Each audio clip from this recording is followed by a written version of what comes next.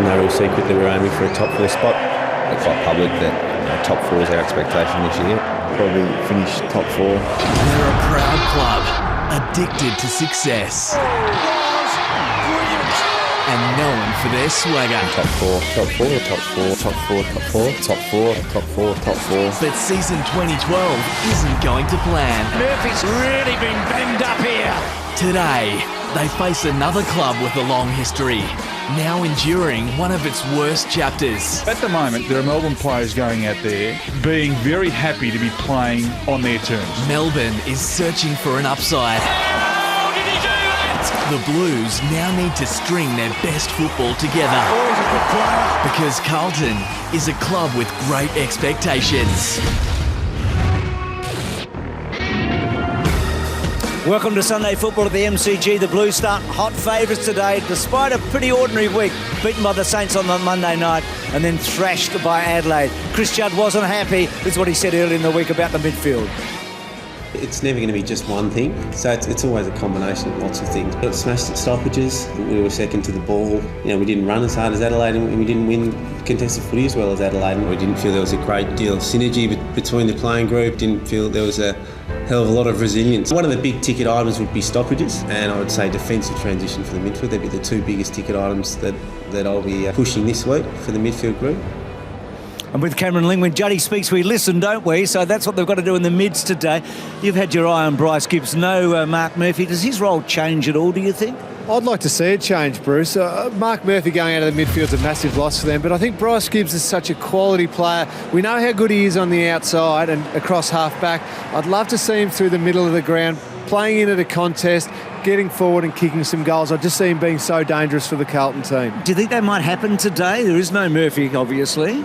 I'm not 100% sure which way they'll go with it. I'd love to see over the next few weeks at least him spend time through the middle, get a chance to spend a bit of time with Chris Judd, Heath Scotland, Cade Simpson, get to know the midfield guys. At least that's an option they have up their sleeve come later on in the year. Yep, just 12 disposals against the Crows, so that was a bit of a low for him. Up to you, Dennis. Yeah, good on you, Bruce. Both sides coming off bad losses, certainly Melbourne by 101 points against the Swans. But some good news, Tim Watson, in as much as we saw the young defender Jack Watts, we're calling him a defender now, he went back in defence and had, 16 marks? No, more than that. He had 34 possessions and 11 marks. That's right, a career high for him. He intercepted, he did it all. Look, what we know about Jack Watts is he's very athletic, he's very smart, he uses the ball particularly well by foot and by hand, and he was a really good set-up player for them last week. The Sydney Swans tried to match him up. He had a lot of influence on the game, although there's a lot of disparity in the scores throughout the course of the afternoon, but he's a really smart player, Jack Watts. I would like to see, though, him actually be assigned somebody this afternoon. I reckon he's capable of being that third tall. So you reckon the role could hold him back? Well, I don't think it's great for your development. Yeah, I mean, Lingy's already spoken about Bryce Gibbs and playing that loose player behind the ball, and we've seen Goddard play that as well. I just don't think it's great for your own football when you sit back there and you play that pretty much your own role, roaming around on your own. 8 straight losses. The average losing margin now is up around 60 points. Not too many highlights for this team, but one player who's been pretty good for them is Jeremy Howe. Certainly, he can get up and take a mark. So, few highlights, but this one, an absolute beauty against the Swans last Saturday night.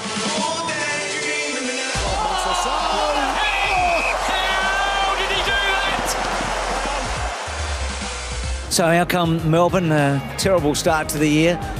Quite a few changes again today for them, but they haven't managed to kick 80 points in any game so far this year. They've actually led at quarter time on 2 occasions, against Brisbane in round 1 and against Hawthorn on that Friday night. But it's been a tough year for them. The Blues still not quite out. Let's go to Mark Neal. Here come the Blues, so we'll just wait for them for a moment.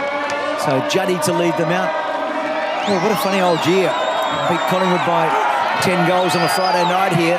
Essendon stitched them up. They all seemed well again when they won in Perth against the Dockers, but they had a horror week, didn't they? They lost to the Saints in a competitive match, but they were the hot favourites on the Monday night, and then they just succumbed to the Crows, losing by 69 points last Sunday. No Mark Murphy for who knows how long. We'll talk to him at half-time, actually. We'll get a bit of a guide there. So out they come, led by their champion, Chris Judd, and I think Mark Neal now is with Cameron Ling. Neildy, it's one of the great things about footy. You just get to get back out there and have another crack. I'm sure you'll be looking forward to getting into playing some footy or coaching some footy. Yeah, absolutely, Lingy. Look, very disappointed with last week's performance and can't wait to have another crack at it today. And Bartram, a late withdrawal, what's wrong with him? Yeah, sore knee, just didn't quite get up. We trained midweek, pulled up a little bit sore and certainly not worth the risk. And what are you really looking for? The one thing that you want from the players today? Mate, we want to be competitive, and the things that make you competitive in a game of footy, we want a positive tackle count, we want a positive contested possession count and a clearance one. They're our three main goals. Thanks for your time, Neildy. All the best, mate. Thanks, Lingy. Fair to say the Blues were pretty meek last week.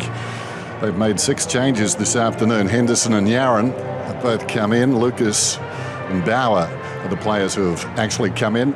Those other two, Henderson and Yaron, have gone out. I'm having a good afternoon so far, Tim. Now, Bootsma's an interesting player too from South Fremantle. What about this side? Not often you see 3 giants in the one lineup. No, and I guess everybody wants to be convinced that you can play the 3 giants in the one lineup. Cruiser forward, Hampson forward, Warnock in the ruck. I think Warnock is a great inclusion though, because when they're at their absolute best late last year, it was he that was in the ruck, and he was actually able to swat the ball really wide from the stoppages, and that gave those outside runners a real crack at it. Brock McLean's another interesting player. Made his reputation at Melbourne. Gets a chance again today. Only his 12th game as a Carlton player. He's been out of favour, Dennis, and the Blues won the clearances in the first 3 rounds of the year. They've not won it since. They've got Carazzo out, as we know, long-term. Murphy now long-term. Somebody needs to put their hand up and claim one of those spots inside their midfield. That's what he's good at doing. He's actually a very good clearance player. He's an in and under player. He likes to work in tough, and that's exactly what he needs to re-establish himself as. Cold comfort for Melbourne, but Chris Judd grew up barracking for the D's. He did, but he's a fine captain for Carlton. And there we see Simpson there with the tracksuit top on too. And in last couple of games, sides have really gone after him. They've tagged him and they've stopped a lot of that outside run for Carlton, a lot of that uncontested ball. So somebody will go to him today. He needs to be able to shake that and be a super player for the Blues. Started very well last week with a couple of early goals against the Crows. Geordie McKenzie, interesting player too, from Mortlock.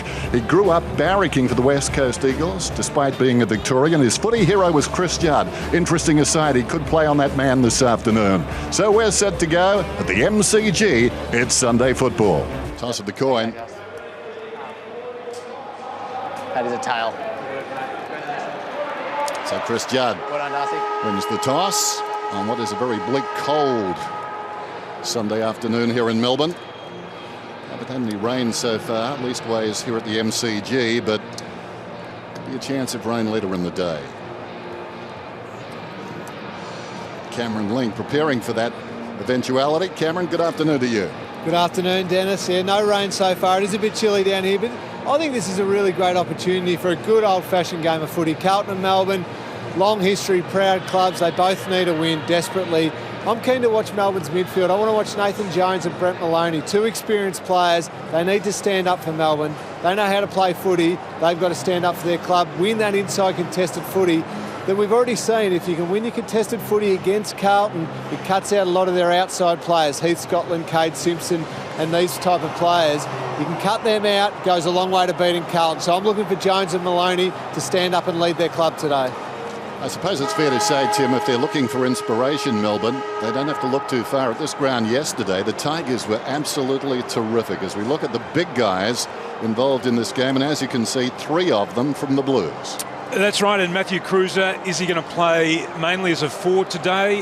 It looks like he is. I mean, James Frawley's picked him up, so that's a good sign. I think that'll straighten the Blues up. Hampson's down there as well, so they've got some tall timber. Robbie Warnock in the ruck. There's no doubt, as I said earlier, they are at their best when Robbie Warnock's getting his hand on the ball. And there's Mark Jamar, who has a big assignment against Warnock. They won the Heats last week, Melbourne, they won the clearances, but they still lost the game by 101 points. So today they need to work better at ground level too. Underway on a Sunday then. Under cloudy skies, down goes McKenzie. Pushed in the back, will get the first free kick. Real hard-working player. Blees lays it off. There's Watts pushing up from defence. Goes down towards half-forward. Howe comes on the searching lead. Slips a hand pass away. Grimes upended. Pulls it back. Wonderful courage. Robinson could have been taken high. Bale slips a hand pass away. Green snaps and misses. Melbourne with the hoop socks this afternoon. Unusual. So Grimes just trying to collect himself there. Co-captain with Jack Tringo. He He's already been knocked out once this year, Bruce, so let's just hope that he didn't cop another heavy knock to the head. Grimes boys have had some injuries, haven't they? Of course, the Tiger out yesterday. What an important player he's been for them too. So Jamar goes to ground. Cruiser getting the ball forward, spiralling it forward. Hampson in a race with Rivers. Ball at the back, Garland, who's got the job on Betts early. Now it just needs to sit for Rivers, and it does. He releases. So Grimes okay now. What can he do with it? Okay to Jones. So then Jones out wide to Rivers, and then Rivers kicks the ball to half forward. And good grab in the front taken by Howe. So Boots has got the job on Howe early. That's been really positive, hasn't it? The Melbourne ball use early in this game. They're not a high possession player. There's the bump and bang, lands on his head. So, but he got up okay. Jared Rivers, just a good strong kick into the forward line, and Howe, we know he's got a wonderful set of hands. He's 3 goals 7 from set shots, so you can see there. So hasn't been kicking too well from the set, and that one adds to that total of woe, doesn't it? So say it all the time, you've got to take your shots, and I reckon, you know, Hawthorn yesterday, you think back, I mean, God, they had some opportunities in that game early, didn't they? Savage had 2 chances within about a minute at that end. 13 possessions to 2 at the moment. Melbourne riding high. Eddie Betts out the back here. Terrific mark. Big leap from Hampson. Betts is deep. He comes wide to Garlett. Outnumbered back there is McDonald. Garlett can choose from 2 over McDonald's head. He does well to get back, but he's still, well, no, he wasn't outmarked. Well done. He confused things enough. Ball close to the goal line. McKenzie, Walker tries to pull it back, gets it around the corner. McLean misses to the near side. Well, young McDonald did really well to get back. Tom McDonald putting pressure on. He was in no man's land, but somehow got the ball on the deck. He sure did, Dennis, and that's a terrible, terrible kick by Grimes. Melbourne were on them. In fact, Rivers went the wrong way. He should have moved the ball forward, not back to Grimes, because he had a man completely on his own at centre wing, and he slowed it down. So probing kick by Robinson to fall forward. Watts was the big flyer. Judd, Grimes. So Grimes has been busy early, touched off the boot. Maloney and Warnock together. Bit of a wrestle ball up. That was interesting, Tim, wasn't it, with Betts out the back there. He was 50 metres on his own at one stage there. Garland had committed to the contest with the long kick in. So Simpson's quick kick forward. Gets it 2 full forward. Rivers holds up. And a free to Frawley. James Frawley. Let him get the footy. Watts is out here too if they get quick enough. Famous defensive name. Frawley goes to the opposite pocket. Nice kick too. McDonald, not always a good kick. That's not bad though. Howe let his man under the ball, leads back, gathers it forward of the wing. He's outnumbered. Scotland, the extra number, didn't need any help, although he was tackled down by Howe, who fought back strongly. Jamison, Collins, the former Tigers, stumbles, in trouble. Well done by Howe, slaps the ball out of bounds. Dennis, you mentioned Geordie McKenzie might get the job on Chris Judd. He certainly is. He's running with his boyhood hero, which will be a great challenge for him to see how he goes on the great Chris Judd. His tackle count's going to be high tonight again for Geordie, isn't it? And there he is trying to harass Judd to the line, and a boundary throw in. Juddy's been interesting, Tim. I mean, in the last 2 weeks, he's had 29 and 24 against the Saints and Adelaide, but he had the flu in the middle of those 2. He just hasn't quite broken the lines, has he? He hasn't got a lot of outside stuff. So Warnock at the back. Man, Chris Judd. There you go, Lingy. That's McKenzie and Judd. So this is where the Blues are dangerous too. They push all their smalls up the ground. They left their 2 talls deep. Here's Hampson now. And Gibbs was a kick, but gee, Rivers starting pretty well here. So Rivers, Grimes and Frawley all doing okay in the early stages for the D's in the back half. Frawley under no pressure.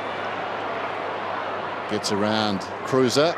Goes back outside towards right half back. Rivers punches one along the line. Awkward half volley there for Clark. Jamison went to Gibbs. Scotland untidy. Clark back into the fray. Clark plays it on. Bale hard against the line. Could be marked by Melbourne. No. Terrific mark instead by Bauer. It seemed destined for the chest of Dunn, but Bauer came ghosting in from the side and now gets 50. That was courageous too, Dennis. Well, he was out. Now he's back in the side. He played last week. Gives it across to Gibbs, so knows where he stands in the scheme of things. Cruiser dragged down. That ball doesn't release. Collins slides in. That's a poor kick. That's not where you should be kicking the ball to Matthew Cruiser. In fact, that's set up for Frawley. A long lead like that, he's going to be able to gather Cruiser quickly in a leg race like that. So you've just got to kick the ball up to the big fella. So pretty quiet start by the Blues here. Maloney, Warnock tackling him. And then Magna gets the ball forward. Bouncing ball at centre wing. Green was there with Robinson. Well done, Jones. Did very well. And then gets rid of Armfield and then kicks the ball to the pocket. Wasn't a very good kick. Well done, Dunn. So Dunn and Bauer for the second time in a bit of a contest. Yeah, great play here. Great pirouette by Jones. But Dunn just went to the wrong spot. He actually had to tuck in behind Clark then and go to the goal square. So boundary throw in. Just inside the 50 for Melbourne. Warnock did well, controlled his own ball. Kick was smothered though. Ricochets out towards the boundary. Nicholson got it from Grimes. Short one inside the 50. And Blease comes across in front of the leading players coming up the ground. One defender, one the leading forward, and takes the mark just inside the 50. This will take a very good kick. He's never kicked an AFL goal. Sam Blease. Saw him last season play a very good game on this ground. Maybe his first or second all time. On the 50, that's a beautiful looking kick. It's just tailing away at the end, offhand. Still a live ball in front of the pack. After it goes Gibbs, a lot of the football already. Kicks it out towards the wing. Grimes reaching over the top of Judd. Lurking behind is Garlett, and Garlett goes in high on Grimes. Now, Garlett's a bit unlucky there. Grimes apparently went to ground, as you can see, he did. And the free kick going to him.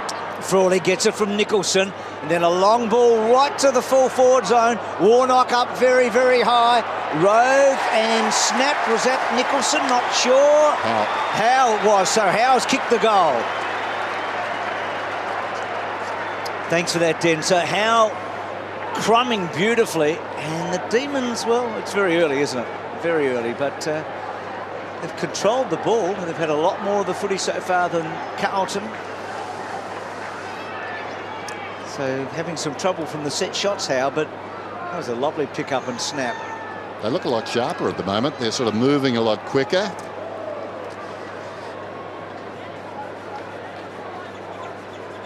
This is a great bit of crumbing here, but promising stuff from Melbourne. They're 18th in the competition for disposal. At this stage, they've had 35 to Carlton's 20, so they're off to a flyer.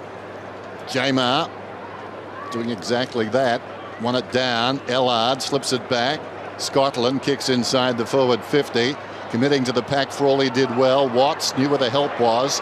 Gave it across to Rivers. Rivers out wide. Bale's got the run of it. Carlton can't get the footy at the moment. He goes towards the wing. Tapscott is there with Gibbs. Gibbs has been good, and he gets the ball out of bounds. So 38 possessions to 22 Melbourne's way. Boundary throw in. Just the attacking side of the wing for the Demons.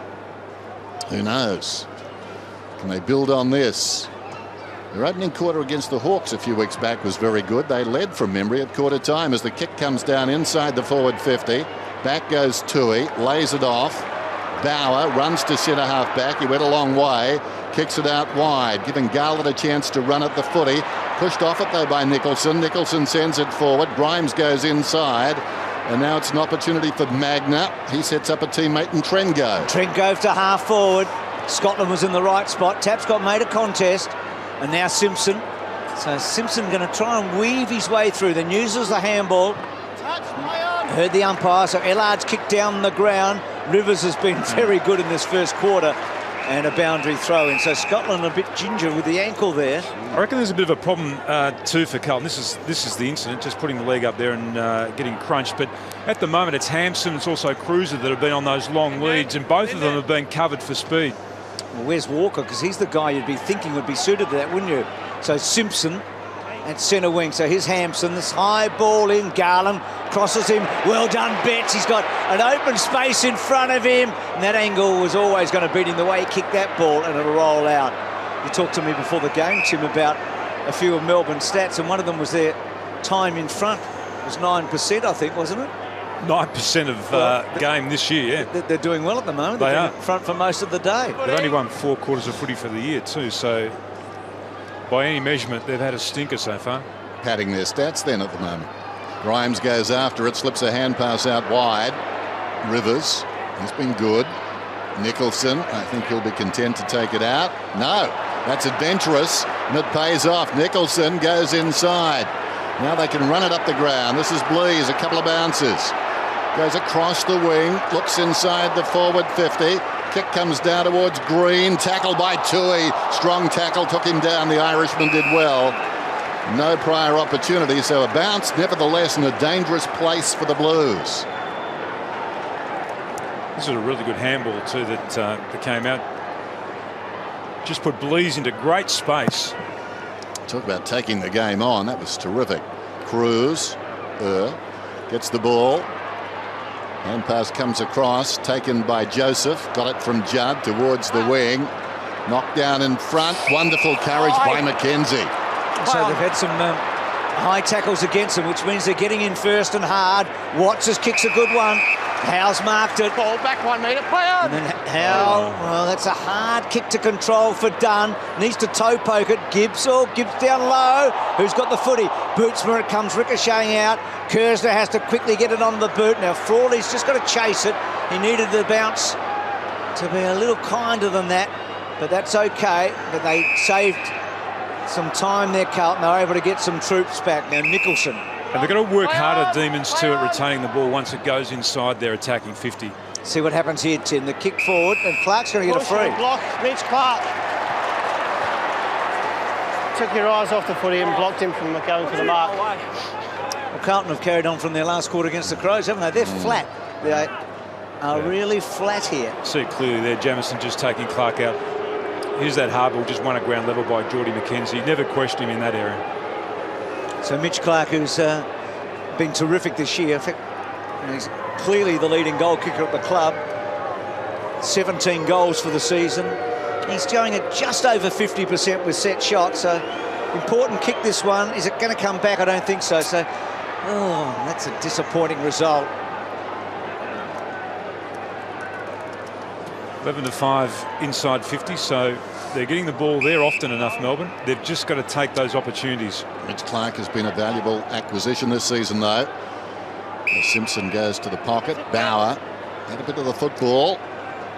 As we said, late inclusion. Dropped on Thursday night. Back into the team this afternoon. Henderson and Yarran, the players who pulled out. Here's Blease. Good pressure again from Melbourne. Blease's kick is a beauty. An absolute beauty.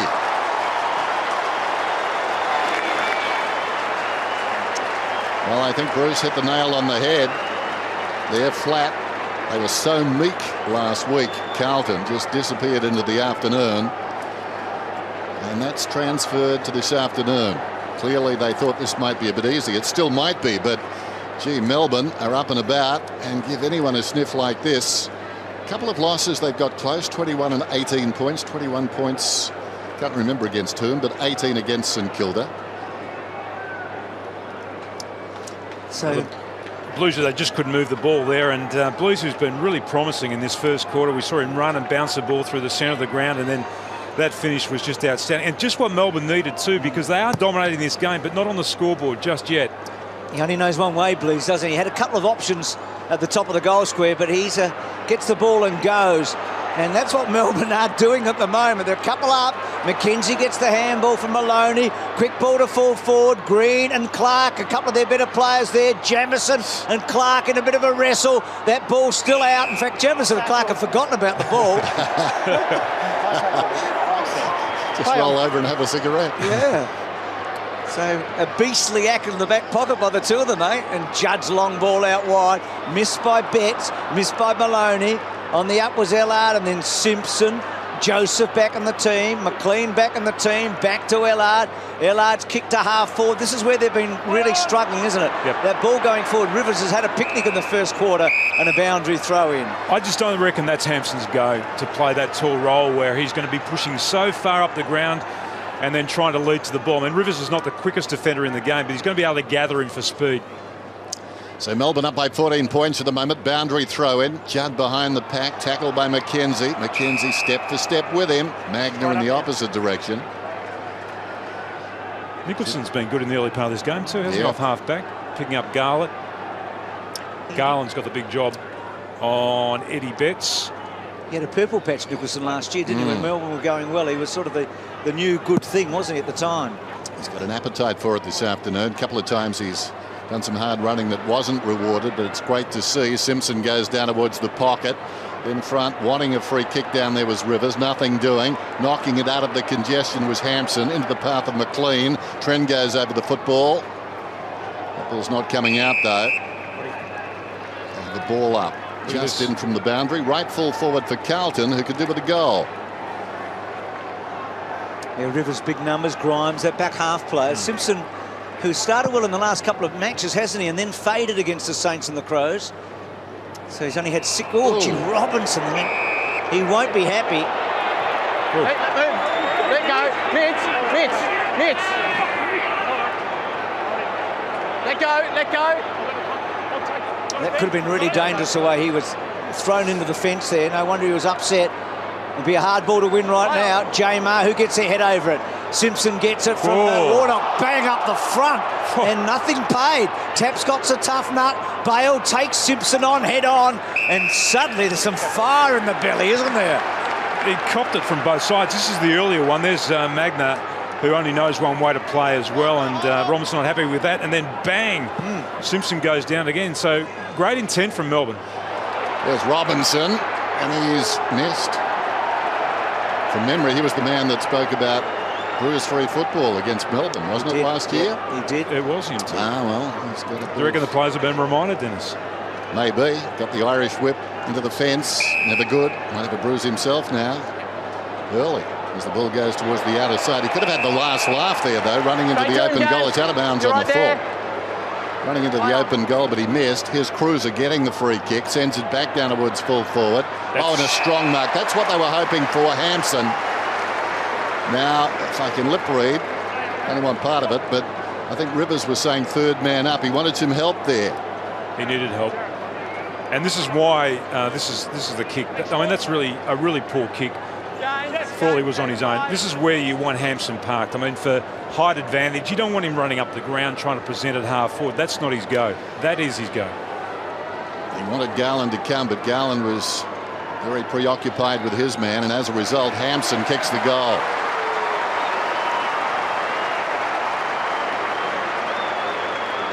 So the D's have kicked 2 out of bounds on the full coming out of the back half. One on this side of the ground, closest to the commentary position, and on the far side. So just slack kicking, eh? And there's the goal that Carlton needed so badly to get to kickstart their afternoon. But Rivers, just obviously, that skill error, isn't it? Yeah. It was interesting then, the Melbourne defenders just having a bit of a powwow. So Hampson kicked 11 goals in the first 6 matches, none in the last couple until now. So Magna and Robinson, McKenzie and Judd. So he had a good start, Hampson, to the year. Continuity's been his problem throughout his career. Judd gave it to McLean, to Robinson, to Curnow, and now a kick from Collins to half forward. And suddenly they're up and going a bit. Hampson on the burst this time. Kicks the ball to the pocket. It's a lazy kick. Got a good bounce though, Cruiser. Frawley belts it down the line. And Curnow couldn't quite take control of it in a boundary throw. Looks like Armfield has actually gone to half forward now. He's playing a defensive role on Jack Watts.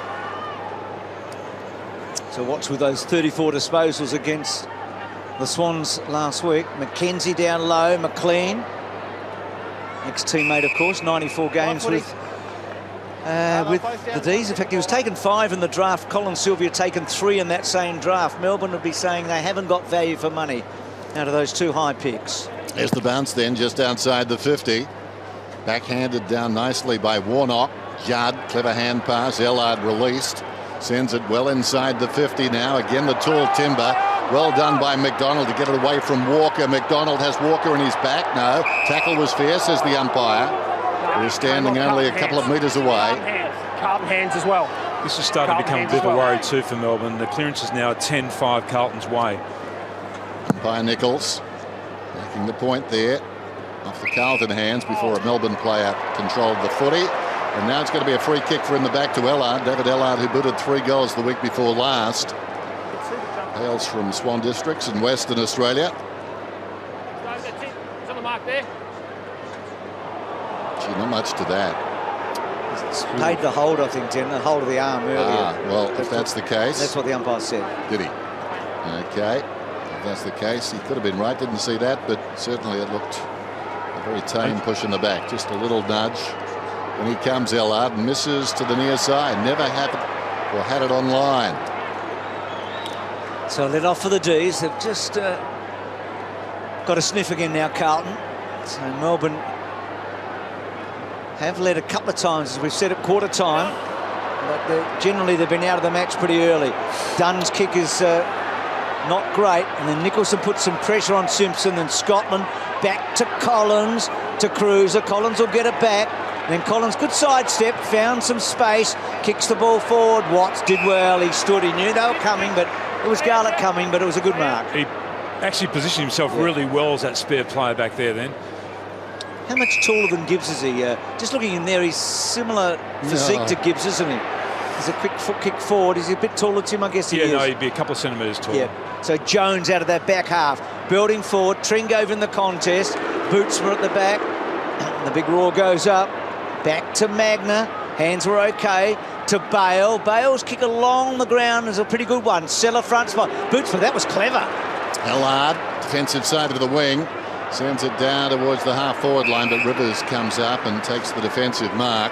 Loved what Jared Rivers is doing at the moment. He's a senior player in the team. He needed to stand up. His first quarter's been fantastic, and has really helped Melbourne launch off half-back, stopping a quality player in Sean Hampson as well. McDonald to Watts. Short one comes to Frawley.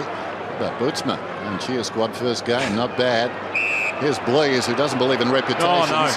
Tries to take on Garlett this time. Garlett was chasing last time. He wanted to run around Chris Judd. He stopped the bite to take He gets on 10 out of 10 for confidence, that young man, number 17. He has kicked a beautiful goal. That can turn your head. Long kick downwards, full forward off hands. Oh, had it set up for Green. He was away on his left foot. Green is hurt on the ground. Clark is snapping at goal. McKenzie gave him the hand pass. It's through. Well, Brad Green could smell a goal there. I mean, that was his for the taking. He just couldn't get a handle on the footy. And McKenzie, the industrious McKenzie, after Green took the hard knock, got it to Clark. Clark, good snap. Missed the set shot earlier, Clark, got it back. So Melbourne get that little breathing space. And you feel like we're going to be at least in front of quarter time today after that goal from Clark. This is what Mark Neild would absolutely love from Brad Green, just going hard and low. That's what he's been asking of him all season. Creates a goal out of a fantastic contest. Nearly stuffed it up, but to follow up and take the hit, well done. Cameron Ling on the boundary line. So McLean, fumble by Walker, Ellard in hard, and that will be a ball up. That was a nice soft handball too from McKenzie, wasn't it, to set that goal up? It was. And you think of McKenzie really just a tackling, battering ram that's a run with player. So a little finesse there from him. Magna quickly forward. Tapscott and Bootsman. Two guys that haven't played much footy. And Bootsman doing well again. And Joseph to Jamison. And then Jamison, well, the kick was directed okay, but didn't quite carry to Simpson. And then Gibbs went for a ride. Bale, cleverly done, got it forward. Clark with the one hand. Now he needs to get it up. Clark, he does. Well cut off by Robinson. Riding it. Oh, getting high, I thought, but no. It's play on the foot. He's not out yet. Now to be a ball up. Too many players from Melbourne then. If you looked at the way that's... Just watch Bale, this tackle here from Robinson went pretty high there too. He also came in pretty high. Too many Melbourne players actually got on the outside of that circle in that contest. J Mart tries to tap it forward. McLean, good tackle on Cruiser. Howe gets it out. Maloney runs into Betts, and then Betts gets it back, and now Robinson is the Blues are away. Simpson through midfield to the run of Gibbs. Gibbs goes long. Hampson in best position. He'll kick from about 40 metres out. Rivers Well, I suppose not having a body on him is not the worst thing, but Rivers couldn't get a run at him. He was trying to turn at the time, Rivers, as the ball was coming in. Yeah. There you go. Can't get any momentum, can't get any height. I reckon the first thing you've got to do as a defender is go to your direct opponent. He was actually trying to protect the goals in River. He should have stayed with Hampson, just bodied him. Well, Hampson misses wildly out to the right-hand side. But Ratton, a few anxious moments to start this one. Grimes in the back pocket then. 21 plays 9. Approaching quarter time. Sorry, Dennis. Disposals are just about evened up, though, now between the two teams. So Carlton are getting plenty of the ball for a change. Hampson takes a strong mark. It's going to be a Melbourne free kick, though. It's going to Seller, who was behind him. Grabbed hold of as he had a run on Hampson. Teammate trying to protect Hampson gives up the kick. I think it was Tui. It was. So Seller back. Magna's been busy. Bale. Yeah. That's a dangerous kick. Very, very dangerous kick. Cut off by Robinson, and he'll enjoy that.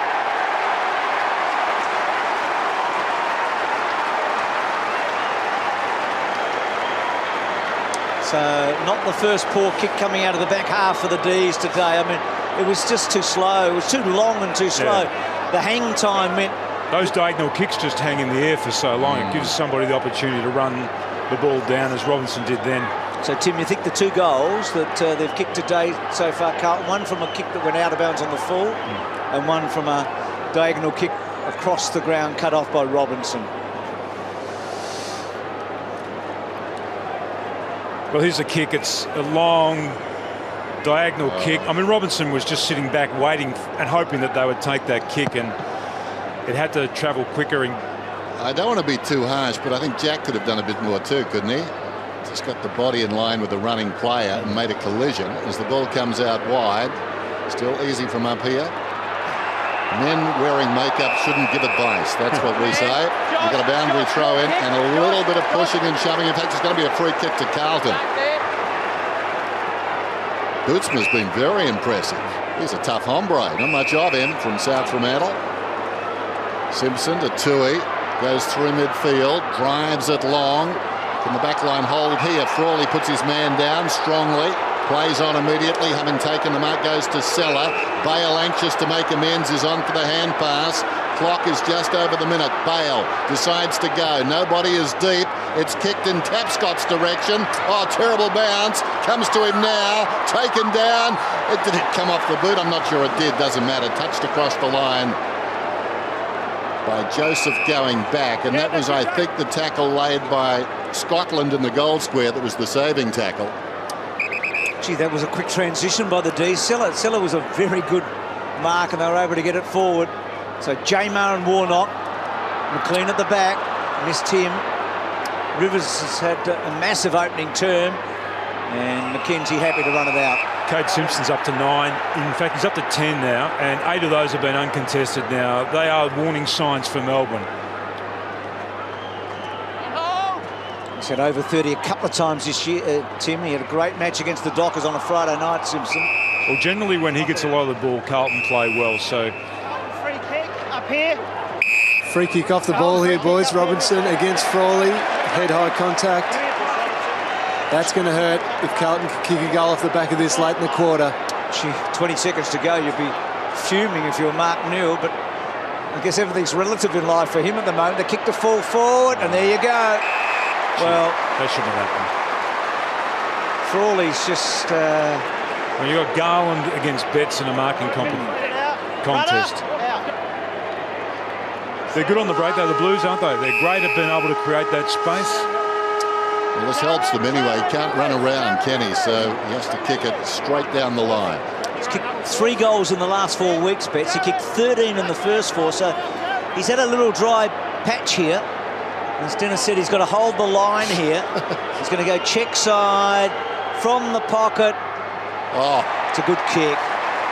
He's kicked it. He's smiling. I think Frawley's not right now, and Mark Newell should be absolutely livid. But they are in front, the D's. One small step, eh? It's 22-21 in an interesting first quarter on a Sunday afternoon at the MCG.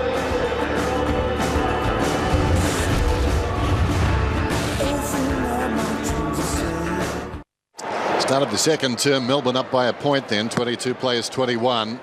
Interesting first term. Warnock knocks it down. Illard's got the run of it. Tackled by Maloney. Ball jarred out of there. Nicholson left the ball behind. Illard kicked it into an oncoming player. It ricochets across to Maloney. He's immediately grabbed by Armfield and will have a ball up. That was interesting with Eddie Betts kicking a great goal after the siren. Melbourne players all lined up as if they were trying to prevent him from playing on.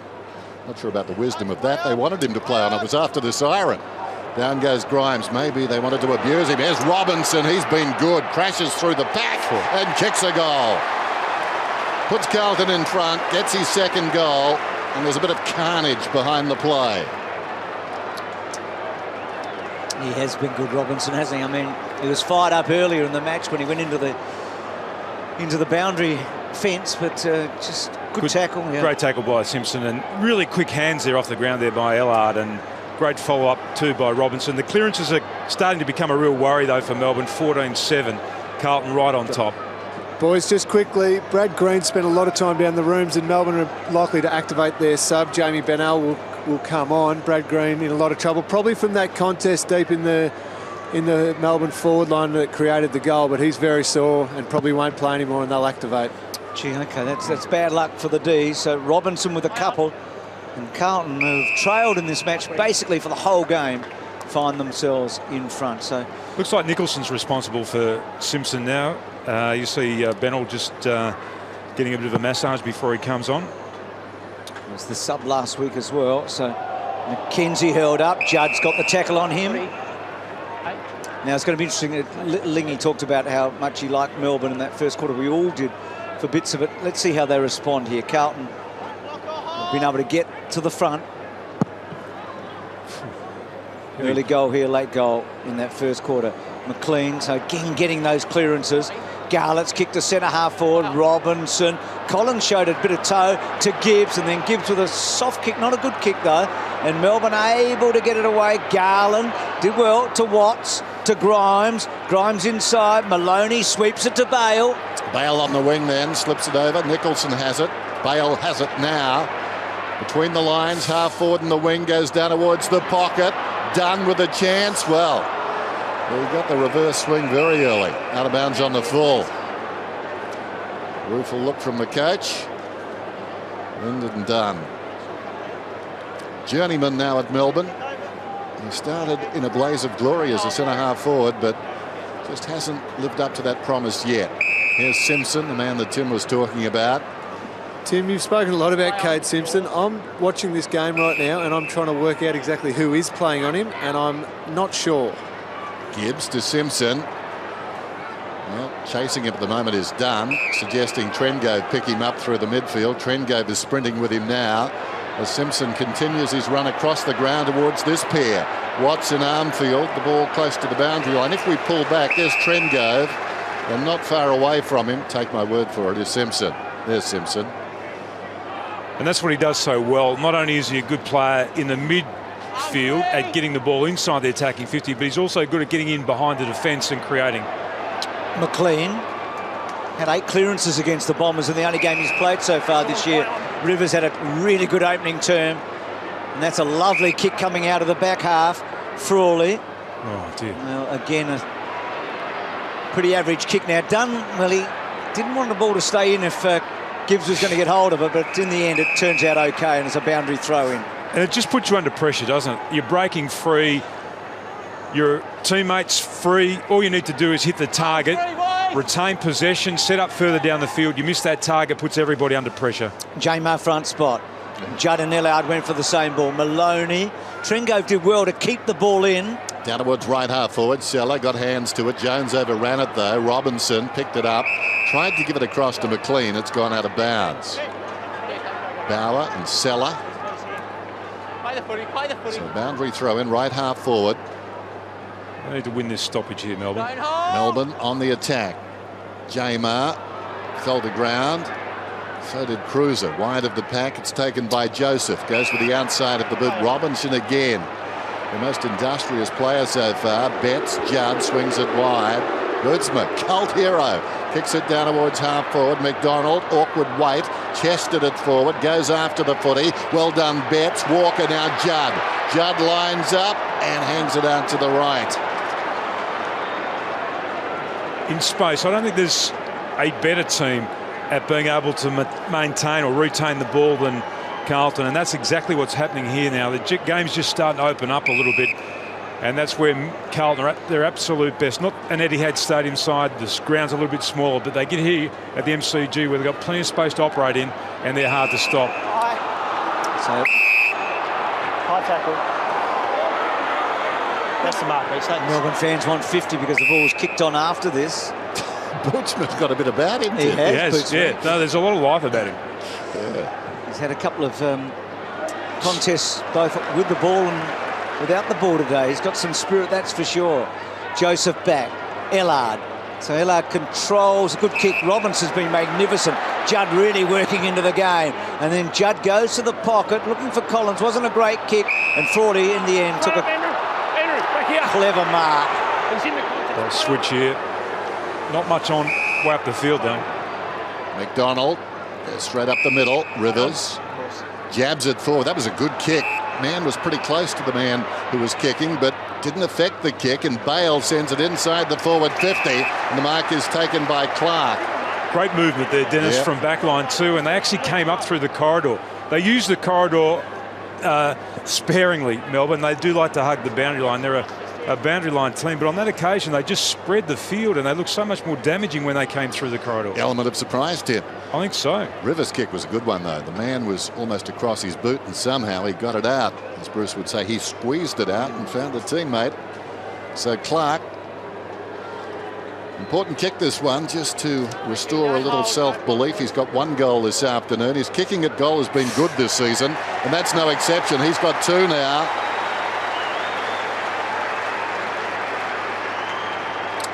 Great to see Ron Barassi in the crowd. Bit of a smile, something to smile about. A Melbourne legend. He's good on the lead, isn't he, Clark? He really pushes hard at the ball. And Ron's still a good chaser too. He is. When Brass watches this match, you must think of the times at Melbourne and also at Carlton. I mean, amazing career, wasn't it? Yep. Ronald Dale Barassi, a legend of the game. In the 1950s, there's Jack Elliott with him. In the 1950s with Melbourne and then over to Carlton and North Melbourne and Sydney. And he wouldn't get much watching done, though, would he? Because he's the best known man in football, perhaps of his time, certainly, and everyone's going up to have a chat. Why not? It's like being with the Pope, isn't it? Yep. Curnow out wide, so Gibbs with time and space, and normally a great user of the footy. Down he goes to Walker. Walker had a lot of the ball against the Crows, but it was the only game this year he hasn't kicked a goal so far. Now Hampson's in a good spot. It's a lovely kick by Walker. Jared. That's where you want Hampson to, inside 50, inside 40. He's really going to trouble these Melbourne defenders because of his height and his reach. Interesting duel, Tim, isn't it? Because Rivers has been so good, but this will be Hampson's third shot on goal. He's kicked one, missed one. Had 5 marks. So he's a handful, isn't he? Even though Rivers is doing some really good stuff. So Hampson, that one, is it coming back? Not making the distance. So I wonder with Hampson now, like Warnock's back in the team. Cruiser's undroppable, you would think. I mean, you would think he's undroppable, Cruiser. Yes. So, well, Hampson has to establish himself as a forward. That's what he has to do. It's not the ruck work that you need him for. I mean, he's a pinch-hitting ruckman, but so too is Cruiser. Grimes selling McDonald into trouble. Tui doesn't mind the collision, comes up, and the ball goes out of bounds. Bennell now looks to have gone to Simpson, so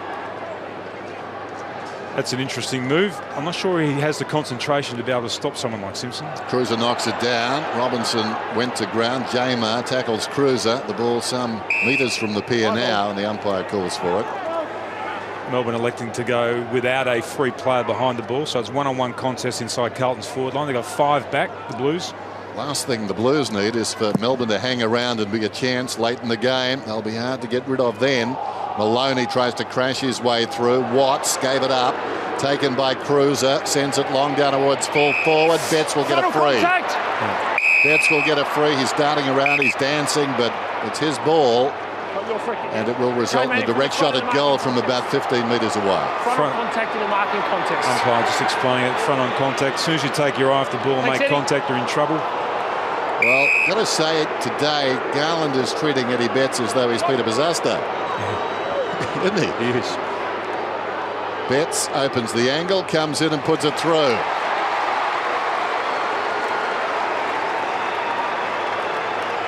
I think you made the point earlier at the other end, Tim, in the first quarter about being too preoccupied with Betts and just not going at the footy. He's a much taller man. That's right. You've got to watch the ball and you've got to back yourself in. He's a lot taller than Eddie Betts. He's got a significant reach advantage when the ball's in the air. He's just got to back himself, Garland. So a couple to Betts. Carlton stick away. Now this was the injury for Brad Green. Now he's off the ground now. Ribs, I reckon, mate. Yeah, well, we're about to find out because Doc Larkins from 3RW is going to join us. Doc, what's the story with Brad Green? Epworth Hospital, Bruce. He's coughing up blood. He's got a lung contusion underneath that rib injury, so precautionary scans. Hospital at the moment for Brad. Thanks for that, Doc. So that's pretty serious stuff. So Green, precautionary x-rays off to Epworth Hospital. Bennell has come on as a sub. Thank you to AW and to the Doc there from our Saturday night team as well. So Grimes kick out wide. Mark taken by Scotland. So that the Melbourne train's not derailed right now today, but you feel it's just hanging on the tracks. They need to stay close, and Ellard read it best. He had Garlett running past him. He was confident. He probably should have used the handball, to be truthful, and it's a second behind for Ellard today. But Carlton getting a wriggle on here. Watts, good stretch, good mark, and that's a pretty good kick, actually. Gives Bale a wonderful opportunity. Well done, Joseph. Now Bale, handball over the top. Can they set it up? Kick forward by Tapscott to the pocket. Clark's a good reach. Bale worked really hard there now. That's Dunn. Dunn and also Bauer. Bauer over the top. Cut off by Dunn. And that's a better kick by Dunn. Oh, he was just done at the end, wasn't he? That was a very good effort. Kick comes in towards the outer side, reaching over the top. Simpson. Numbers favour the Blues. McLean's away. Well, it goes back to Simpson. Not sure about that. May not have been much on up ahead. Moments ago, Watts. A very clever hand pass. Back in defence, winning a hard ball on his knees. Good to see. As Walker comes across the ground. Jamison. Short to Robinson. Robinson, 11 possessions, but he's been worth more than that. Great kick. Wasn't bad, was it? Armfield. Tui. Now, Tui's not a bad kick. This one is working back nicely. It's a goal. The Irishman, one of the best Irishmen to kick in Aussie rules football. Yeah, good call, Dennis. That's a great kick. Good finish. We've seen him do it before, haven't we? Yep. He is a natural. He's not Robert Redford, perhaps, but he is a natural I kick. reckon we may have said this before, but he and Hanley at Brisbane actually look the most natural players. Not saying they're anywhere near the best, but just with ball in hand, they seem to be like just in their natural habitat. That wasn't Jimmy Steins' style, was it? No. Just so much space there, Timo. Great finish, wasn't it? But yeah. And that didn't come from a kick-in. That actually came from general play. They had plenty of time to set up their Melbourne, and Carlton used the ball so well, and the expanses of the MCG. So kick 5 for the last 6. And the other thing, Robinson's kick was so good, wasn't it? It was brilliant on his left foot, and that's something that he's been criticised for, his disposal. He's been a real live wire, a lot of energy about his performance today. He could have gone short then, and he went the longer one with the left and broke the line and really opened it up. So Melbourne now have to respond. They're in familiar territory at the moment. J-Mar couldn't find the ball. Robinson did. And then a couple of tackles on him. And for the first time this afternoon too, Carlton are now shading them for contested possession. So they're really getting on top there. 20 to 8 clearances. This is a real danger period for Melbourne. So J-Mar and also Warnock. Couple of southpaws. Little kick by Maloney, didn't go far. Bennell couldn't get to the contest. Garlett, Walker, clever kick, Walker actually. It was well done to Scotland. Now they're running hard. Robinson back to Joseph. Joseph to Warnock. It's good to see him back, Warnock. And then Warnock lopes it to centre-half forward. Melbourne had the numbers. Cruiser roving and then taking them on and bashing the ball forward. Betts will be dangerous here. Garland's with him, and then he sockets it straight out to Armfield. Bad luck. That was great the way Cruiser went after that ball too, wasn't it? Yep. I really liked the way Carlton, their key forwards actually stayed deep. They created a lot of space between the forward line and the midfield, and then they kept their defenders guessing, and then Cruiser's attack on the ball was just outstanding.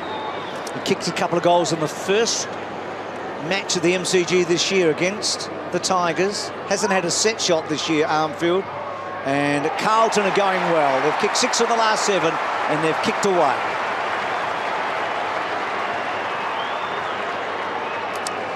Well, that time the problem was on the ground for Garland, and he did pretty well. He won the battle with Betts. At least he had the run of the ball, but the numbers arrived for the Blues quicker than help did from Melbourne, and he just had to hack it out of the goal square, and it went to the wrong spot. Cruise around Judd on the bench. Mark Murphy joins us live at half-time. Looking forward to that. Good to see him smiling again after that collision with Patrick Dangerfield last week. And Adelaide had a big win, but not last night at home against Collingwood. Nathan Buckley really doing a fine job with the Magpies now. They're on a roll and they're playing some good footy.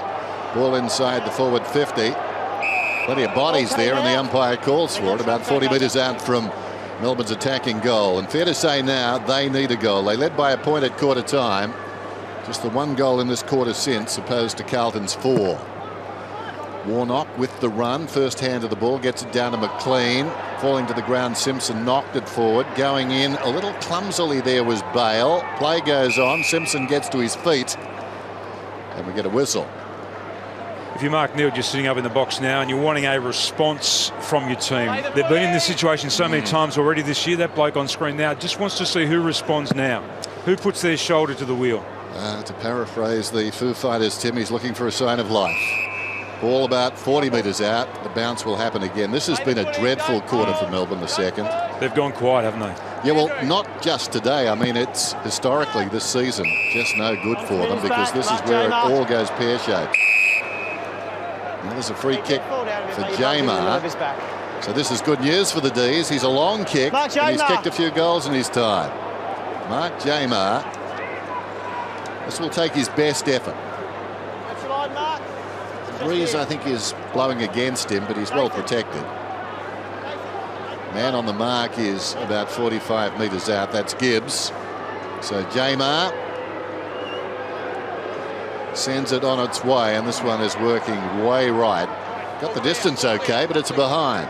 Wingy said earlier in the afternoon that he wants to see a response from the more mature players, the leaders at Melbourne. And they're not leaders in name. They haven't been actually named captains, but I mean, Jones has been quiet, Maloney's been quiet. They're the sorts of blokes who really need to show something now, some real life and some real spark for Melbourne. They've got nobody out there, Tim, that's played 150 games. I mean, no. Green's off the ground. He was the only one in the lineup that had played 150. It's a youthful team, but they've got blokes that have been around for long enough. That's a good match. G. Robinson, he's probably BOG in this opening half. He's been as good as anybody, up there with Simpson, I think. Bauer getting it from Scotland. And now Jamison and Carlton are streaming forward. They're lining up. Collins gets it from Curnow. He'd love to do something really good, Collins. He's stopped and propped. He's okay. He gets it to Walker, who could kick a goal from there. And that transition, oh so easy for the Blues. They had options, didn't they? Every time they've broken from half-back this quarter, they've had options, and that simply means that Melbourne players aren't working hard enough. Dennis talked about second quarters. Well, he was referring to a lot of their matches this year, and that Friday night, they kicked 2 points to 6-6 against Hawthorn on that Friday night in this second term. They were hammered in this term. So Walker, who's kicked 99 career goals, over 50 in one season. That was last year. Is that his 100th? It won't be. It's a little tug at the end. Belted away. Handball by Grimes. Okay. Oh, too slow there. McDonald coming out. Betts. And then back to McKenzie. And McKenzie screws it with a spiral. Carlton were lining up, and they sport one another a bit in the end. Going to ground, Frawley. Free kick. Melbourne. So that last kick out of defence, that was just a kick in hope again, wasn't it? So it's Tapscott, it's free. Robinson's up to 8 this quarter, 5 marks. So he's been everywhere. He's been doing it at both ends of the ground too.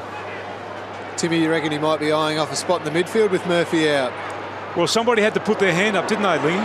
Yeah, it's good to see. And this man here, Brock McLean, he's also added a little bit through the middle of the ground. Lees gets another chance after what was a very poor kick. Sends it down towards half forward. Good mark by Dunwell almost. Recovers well. Goes looking for the leading player in Clark, and he stretches to his full height and takes a very good mark. He's a real target, isn't he? Oh, Clark? terrific. He pushes so hard to the ball, Dennis. I mean, the real problem is just getting enough supply for him. That's been their problem all year. Well, he's lining up here at his third. He started the day with 17, so looking at 20. 5 against the West Coast Eagles in round 2. That's not bad output from a player playing up forward for Melbourne, wearing a famous number 2 in the history of the Melbourne Football Club, number 11, Laurie Mithen from those great days. And he misses to the left-hand side. Saw Ron Barassi earlier. Laurie, of course, starred in teams alongside Ron Barassi. 5 premierships, Laurie. Wow, 2 best and fairest. What a period it was for the D's, eh? Gibbs out wide. Good handball back. And Rivers. Nicholson, who started well. Jones. Only player who's averaged over 20 disposals this season for Melbourne. Shows you where they've been at. And been able to get hold of the footy. So Bale got it from Garland. Now Bale to set it up to full forward. Clark will be the target. Ball gets to the back. Dunn well.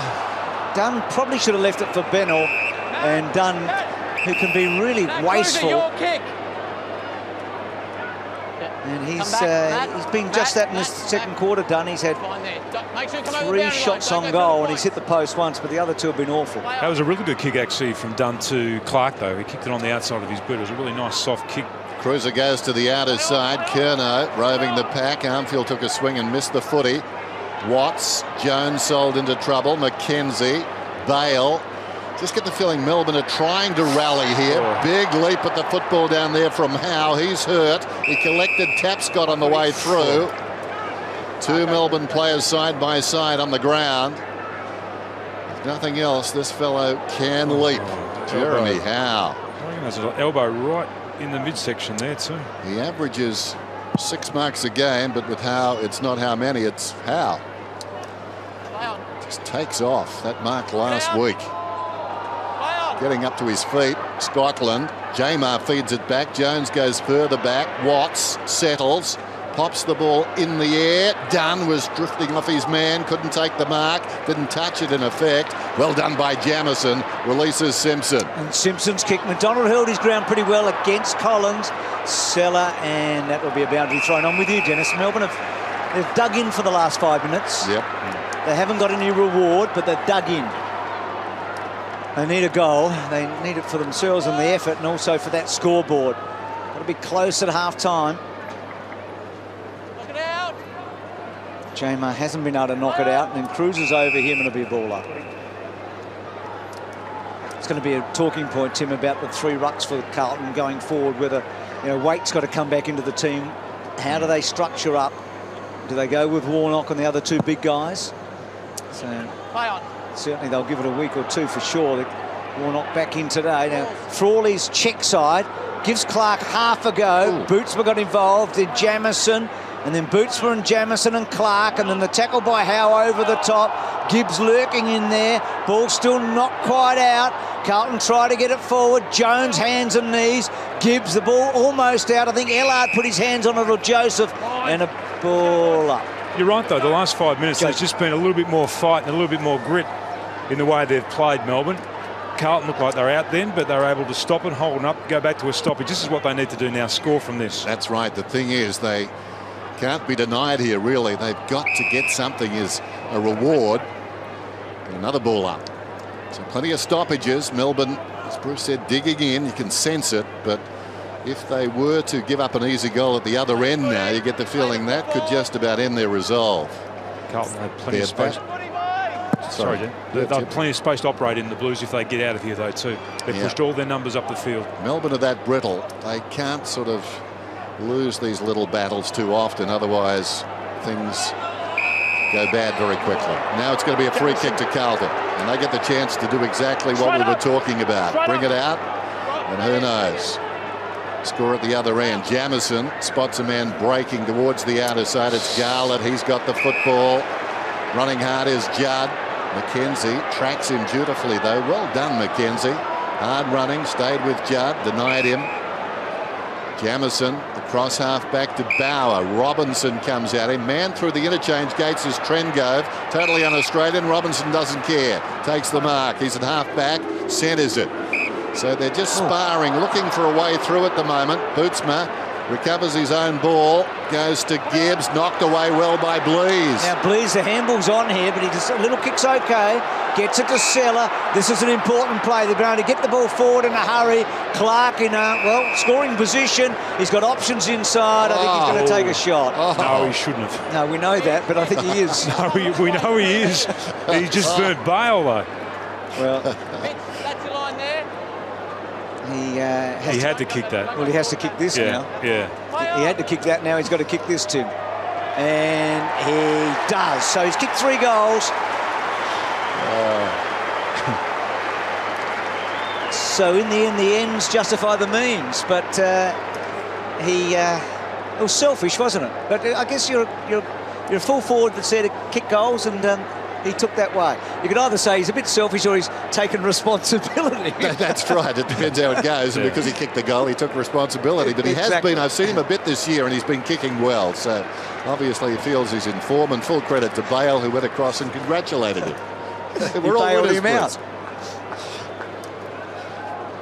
Well, it was a great finish, despite what we thought at the time. It was a great finish there by Mitch Clark, but you just wonder whether or not Bale's actually going to run the next time. Got that tattoo behind the left ear as well. 20 goals on the season now. Now with the Demon in double figures, so what an acquisition. Just imagine without him. Dean Bailey's thinking what I could have done with him. McDonald tracks it across half back. Watts slips a hand pass away.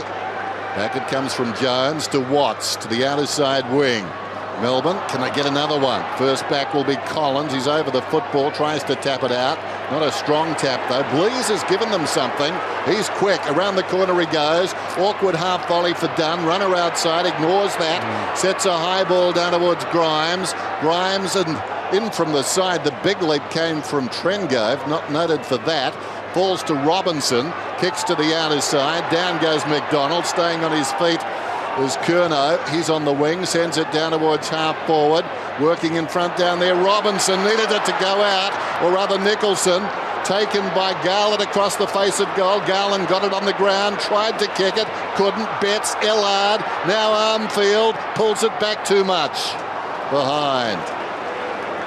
So Melbourne dodge a bullet there. That was better from Garland too. He actually just kept his eye on the ball and just used his superior height just to knock the ball down. So good passage of play by the Blues, but just the behind. This game's lifted in the last 10 minutes. Running a long way, Bale. Out wide, Trengove and Joseph. Carlton have got the numbers. Gibbs, rather Cruiser, back to Scotland. Scotland has averaged more disposals than any other Blue this year, and that one's not one he'll be absolutely proud of. Curnow back. Joseph back, Cruiser off a step, still got the numbers, Carlton. Bauer, now he had Collins going past the side and not to. Betts on a lead. So there's still plenty of time for a score, one way or the other, we know that. Bauer's kicked to about 30 metres. Front spot was Rivers, Armfield was lurking, Frawley sort of dropped it down. Garland, important that Melbourne don't give the free away. That ball is almost out, not quite. Seller almost, Betts, free kick to Betts, no. She looked high. Inside. The umpire was on that side too. Here's the oh yeah, that hand's way over the shoulder from Garland. So just over a minute to get till half time. Melbourne trailing by 12, but it does seem closer. Judd to Warnock, who can kick a goal, and this one's not a bad effort, just misses. He's agile when he gets the ball in his hands, Warnock. For the first couple of steps, he's not easy to bring down. That time he had space, but he can use the ball. Garland, short. McDonald, Frawley, Grimes, close to the boundary line. Grimes goes down the line. Up in front, Trengo finds it on the deck. Now it's Howe, actually. Howe tackled by Bootsma. Cruiser, little 1-2 with Bootsma, and the ball goes across the boundary line. Someone lost their Bootsma there, actually. They just picked it up, Howe. So, there's Grimes. Gee, Frawley's kick to Grimes was almost going to go out in the fall again, wasn't it? So Bootsma so combative, liking him. Warnock. Collins, good half volley. Back to McLean. There are a couple of players who've just got to play well today, don't they? They've got to try and keep some pressure on the selectors. McDonald, Garland held on to Jones, and in hard Hampson. Ball coming out, Maloney. He'll ride the tackle. Judd gets in with Ellard. Well, there were three of them there. Walker was there as well, and as a baller. It's like a bull, Maloney. Hampson just off screen there, just pushing back inside. Well, he's not even going to go all the way inside. So Eddie Betts is the only Carlton player now inside 50 against Garland. Be a nervous couple of moments if the long kick goes in there. Well, Judd was on the burst, but couldn't quite. So that might be it for half-time. Another scrimmage. So would Melbourne be happy, Tim? I mean, they're a couple of goals behind. I think they've actually fought their way, in general play, they've fought their way back. It looked like Carlton were just going to steamroll them, but they've come back and they've shown a little bit of grit. And McLean bursting through, and that is it at half-time. So the ex-Demon pushes the Blues forward. Simpson and Bale and Hampson. Walk off. Let it go. Let it go. Say it. Walk off. Some good stuff by the umpire. Half-time, let it go, walk off. We'll be talking to Neil Craig, and Mark Murphy will join us at half-time. We'll tell you what happened at Etihad today between North Melbourne and the Brisbane Lions. But at half-time here with tempers a little bit flared. It's 7-8 the Blues, 5-7 the Demons on Sunday afternoon at the G.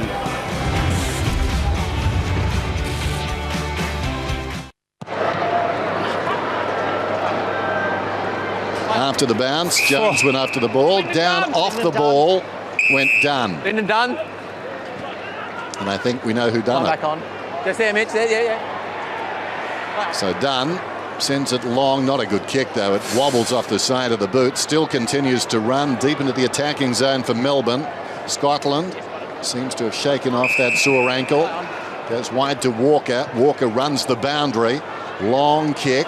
McLean uses his body, leads back in the race. Coming across on the angle there was Garland. He went to ground.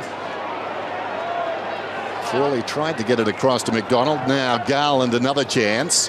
So eventually he sends it down towards half forward. Armfield did well. Collins, nice hand pass. Ellard's held under pressure but still gets a kick away. It bounces down towards half forward. Garlett controlled it pretty well. Gets it to Simpson. Good handball. Walker running hard. He's on the left foot. And that's a poor kick. Under pressure. Interesting with Walker, Tim. He's starting sort of wing at the moment, going forward, but 56 goals, I think, last year off the top. I mean, he was a fantastic forward last year with Betts and Garlett. They've restructured a bit with Hampson as the full forward. Weight, of course, a key. Gee, Warnock got down so well. Ellard's handball's a beauty to Scotland. Was just in the right spot. Scotland kicks to the goal. Rivers was searching for it and threw for it behind. They did a really good job then too, Carlton, of opening up that stoppage in the forward pocket. Not many players went to it, which meant that Carlton had plenty of room to operate. And what's been happening in recent times is that sides have actually been crowding those stoppages. So really smart play. Melbourne need to get more numbers there. Crawley to himself, gets good distance on the kick towards the outer side. Warnock gets a fist on it from behind. Robinson, hard man to bring down, goes from 50, looking at his third. Just misses. He's energised today. And he's a very good player when he's in that mood. And you're right about Dunn too, Dennis. He has gone to him, so it's a run with roll. He'll shadow Robinson all over the field. Jack Watts, nice kick coming out right onto the chest of Nicholson. Runs away from half-back. Angled kick across the ground. They're using two speedsters. Nicholson to Blease. Armfield is quick too. Just gets a hand to him, affects the kick. It wanders offline. It's still a live footy. Few players just standing watching there. Eventually Jamison gets across. His clearing kick not so good. Grimes goes down, gets it. Wearing number 16. I never saw Big Bob do that. that was a gather. That was an amazing pickup. He was at full tilt then when he ran at that ball, and to pick it up at his toenails, I mean, that was just fantastic play from Grimes. Fantastic effort, wasn't it? He just couldn't quite bring off what would have been a miracle goal. Gibbs out wide. to McLean. It's a good kick, but Trengove just had to time his effort better there. Garlett, McDonald got the best of the bounce. Handball, Betts tried to cut it off. And then on the up, Trengove getting a touch there. Garland, OK, McKenzie. Melbourne still lively, you feel. Jones had a quiet first half. Now, Frawley's got to be careful. He was OK because Curnow didn't get there quickly enough. Frawley's kick's good to Seller. Seller. He's kept it in. Still with Seller. And now he, hooks it back. Dunn and Bootsma, funny old bounce. LR, gee, that was untidy play by the D's in the end. Bootsma back to Scotland. Scotland back to Jamieson. Now, Jamieson will probably keep it this side, and he does. Frawley's in a good spot with Tapscott, and they built the ball towards the line. I thought it went over, but obviously not. The kick forward by Walker. Now it's getting close, not quite. Jamar. Now, yes, finally. I think you're right the first time, Bruce. Mackie, you're right. It was untidy play. To the last 3 times they've gone inside 50. That last kick, which is the most important kick, hasn't gone anywhere near the target for Melbourne. Boundary throw in. Warnock took his own ball. Flicks it behind the pack intended for Judd, taken by Collins. Off to Simpson. Now McLean. McLean goes inside the forward 50. Garland again, conscious of pushing and shoving with the man he was tracking there. Got hands in the back. After it goes Hampson. Doesn't keep it alive, but Garland just needed to go with the ball. We've made the point several times. Much taller man, just mark it. Boundary throw in. Warnock flicks it down behind. Intended, I think, initially for Betts. Comes to Simpson, smothered off the boot. Bale at close quarters. Gave it across towards support from Jones. Sold Jamar into trouble. Judd's got it now, and his shadow takes him to ground. That's McKenzie. Trengove, the skipper, over the top. And between the pair, Judd was going nowhere. So still no goal in the second half. Carlton pushing hard here. This is a congested setup. Robinson looking for the free. Jamar, Trengove, Curnow in there. With Trengove now, Robinson's over the top and to get a ball up. I feel like it's going to rain. The lights are on. Low-scoring game. Goal's important here. Melbourne have just got to try and hang on. If they stay within a goal or two at three-quarter time, then the Blues will get a bit nervous, you'd feel. Just got to stay with them. Warnock and Jamar. And then McDonald. McKenzie couldn't get free because he was trapped by the legs, basically. And again, a ball up. Even numbers at this stoppage, generally half-forwards push up for Melbourne or teams against an opposition side at this part of the ground, but there's even numbers all over the field, so they'll battle it out one-on-one at this stoppage. Warnock and Jamar off the ball. Robinson hit the deck. Judd hand passes Goldwood. McDonald's been OK. Could have been held without it. Wonderful by Robinson. Kept it alive. Flicks it back over the shoulder. Melbourne lead in all directions to the footy, though. Frawley sends it towards the boundary line. Well, it doesn't go out of bounds. Crowd calling for deliberate. Must feel embarrassed. The hand pass comes over the top from Gibbs. Taken by McLean down the line. Garlett, Ellard, McLean towards full forward. And the mark in the square taken by McDonald. He hasn't been the worst of the McDonald. He's not a good kick, or not as good as he would like to be, I'm sure. Interesting matchup for the smaller forwards. No trouble here, though, as he kicks it high. Seller was up, couldn't complete the mark. In goes Jones, stolen by Collins.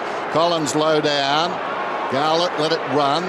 McDonald did well to Frawley with the outside of the boot. Or was it Garland? It was Garland who cleared it. And the mark is taken by Jones. To Seller, and now some run. So here is Trengove. We've seen so little of the ball. Handball OK. Bale. Now Mitch Clark here in a one-on-one with Jamieson. Oh, good mark, Jamieson. Gee, that's a big win, isn't it? Clark's had a very good first half. Jamieson just held up. Tui sweeps it back to him. Been able to hold them here, though, Melbourne. That's a lovely kick, though, from Jamieson. McLean getting pretty busy. Ellard centre wing. Carlton probing here.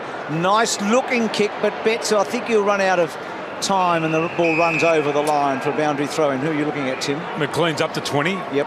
10 contested possession and 4 clearances, so he's done a lot. Good body play there by Jamieson. He's as good as there is one-on-one, Jamieson, in the competition. Against quality opposition too, and Mitch Clark, who's got 3 this afternoon after the boundary throw-in.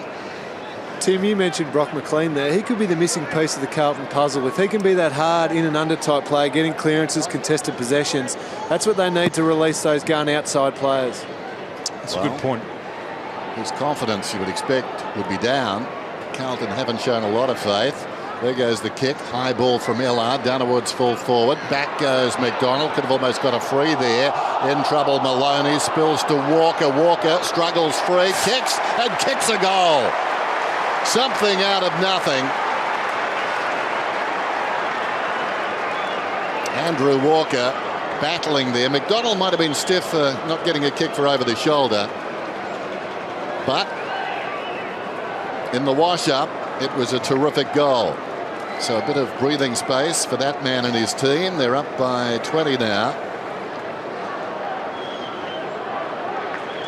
And Walker, the Blues' top goal scorer last season, gets his first today. Great pressure there. I think it was Simpson actually that applied the tackle, and it was Walker the finisher. Mackie, you mentioned earlier about Walker playing inside 50 and how dangerous he is around goals. So that's his 100th career goal for Andrew Walker. More than half of them coming last season. So Maloney. So the next goal will tell a tale. Either Carlton are going to get to a pretty big lead, or Melbourne are still very much in the contest. Curnow, run down by Dunn. That was good. Terrific tackle, and ball on. We talked about the domination in the first half, Carlton, around the stoppages where they get so much drive. The number's now 31-14. And that's a smashing in clearances. Well, Chris Judd talked about that at the start of the day, didn't he? Because that's what Adelaide, and I think the Saints had the better of them as well in that area. Most teams have in the last few weeks.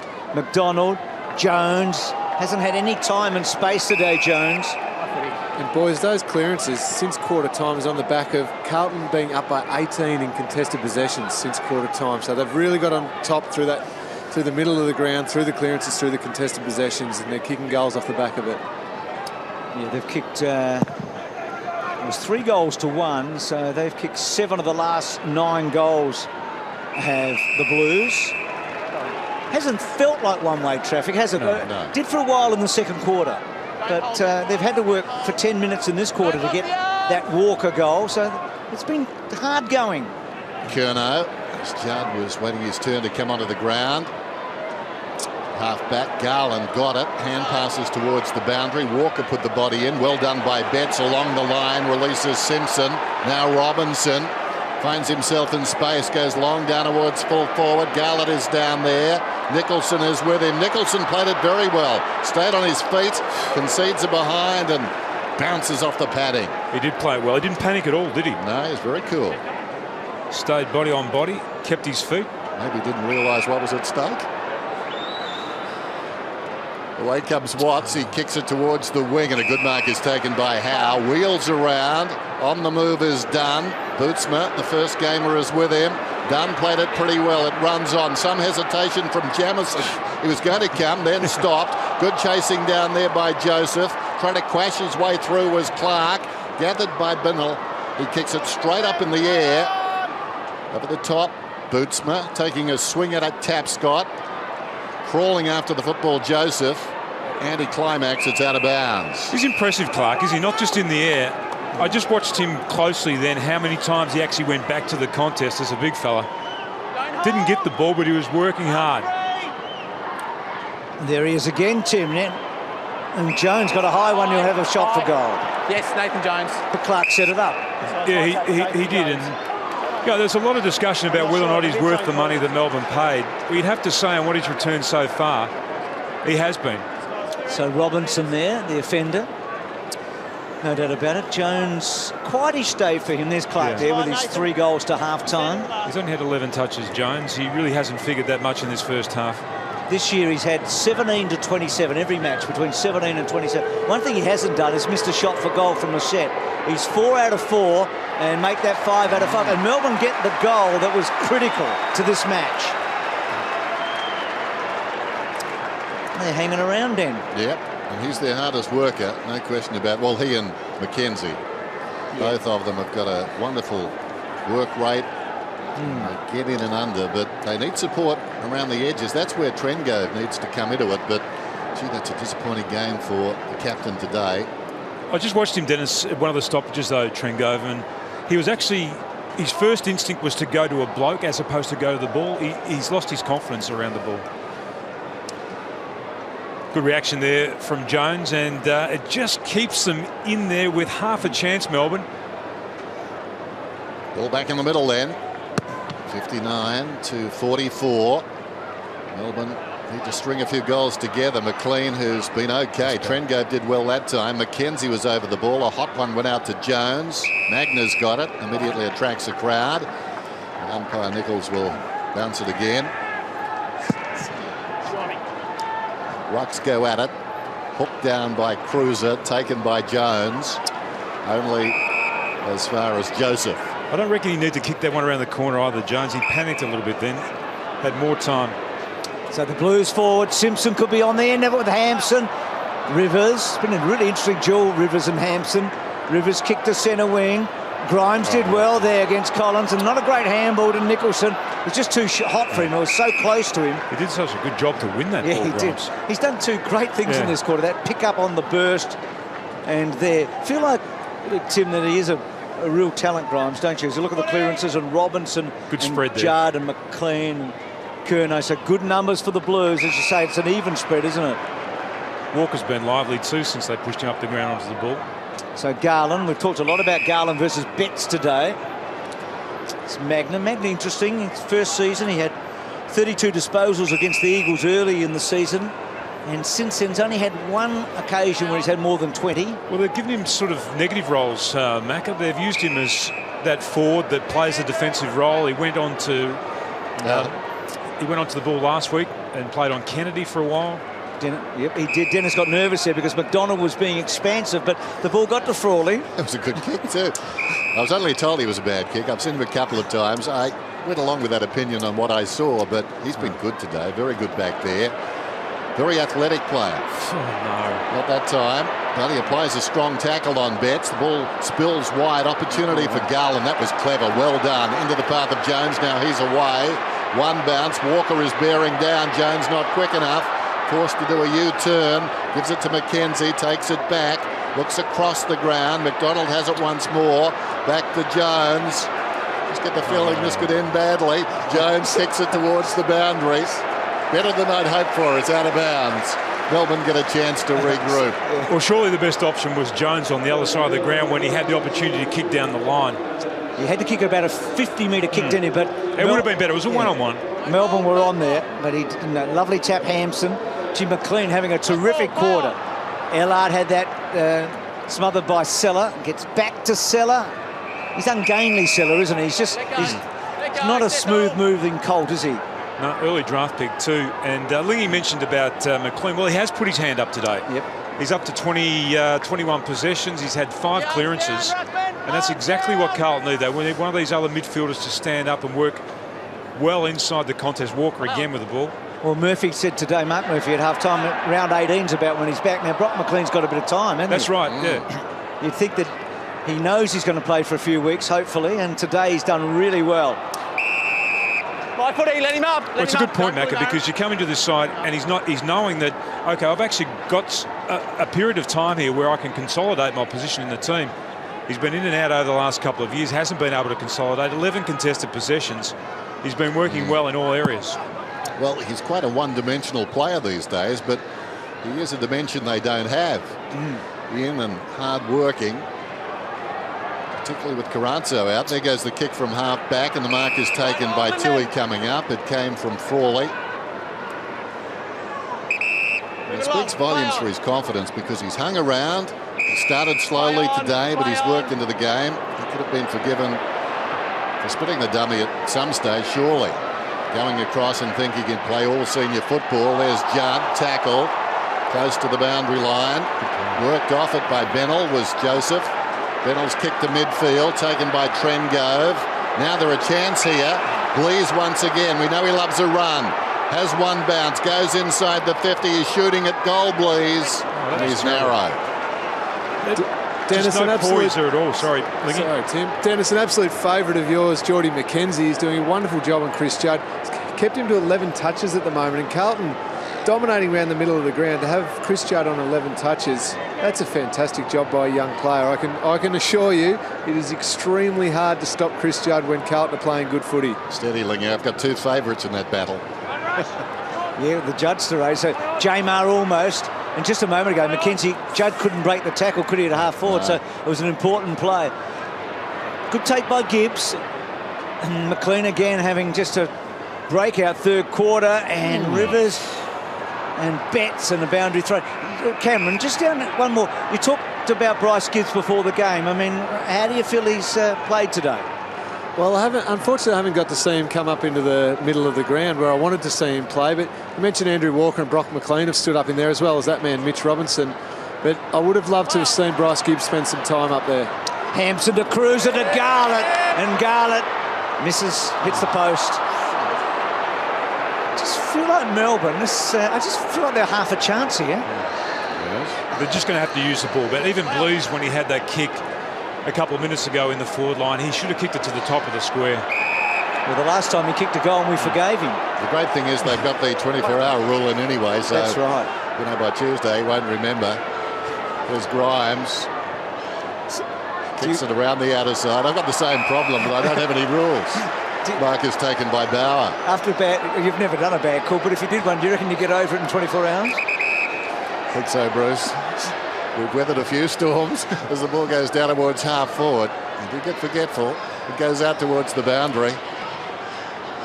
Robinson pulls it towards the pocket. Loose ball at the back. Rivers could have got there. He allowed Garland to come back onto it and just push it across the boundary. Or across the goal line more particularly. And the behind. So 8-13 to 6-9.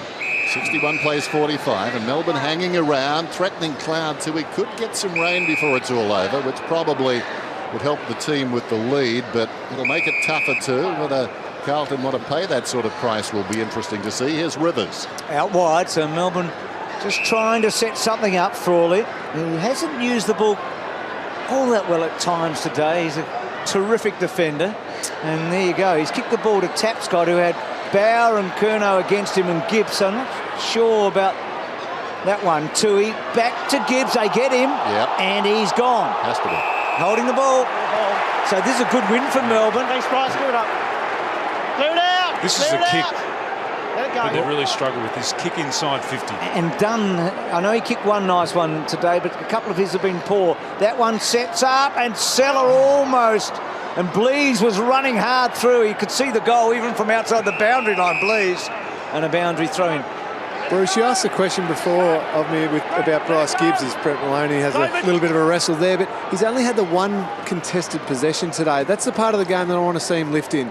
The ability to win the ball in both situations, out in space, but also in a contest. Jamar hooks it down behind. Judd applies the tackle on McKenzie. The role's reversed there for a moment. Falling to the ground, Warnock to Robinson to Collins. Collins high ball close to the boundary. Frawley. Oh dear. Well, it should be about 20 metres out from goal, but James Frawley has had a pretty good season. We've seen a lot of the footy down his way. He's got a boundary throw in just outside the 50. 16 points the margin. Not insurmountable. Jamar wins it down. Melbourne showing a lot of heart. Collins goes back after a loose ball. Bearing down was Blees. The pressure was enough to affect the kick. Judd had it fall behind him. Half chance, dug out of there. Grimes, I think it was, on his knees. Ball goes high towards the wing, knocking it down in front. Watts. Robinson breaks a tackle. He's been so good in this area.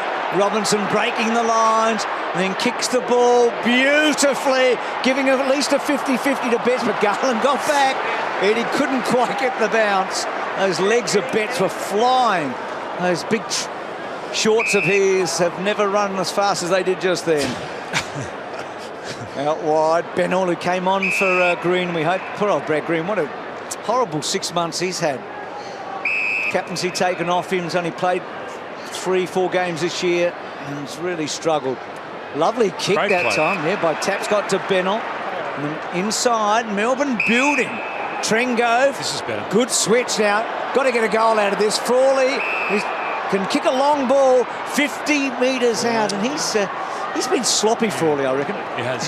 He has been sloppy. The other bloke we haven't mentioned for Carlton too is Allard, who's had the job of minding Maloney. Maloney's only had 8 touches this afternoon, so you'd have to put a tick alongside Allard's name.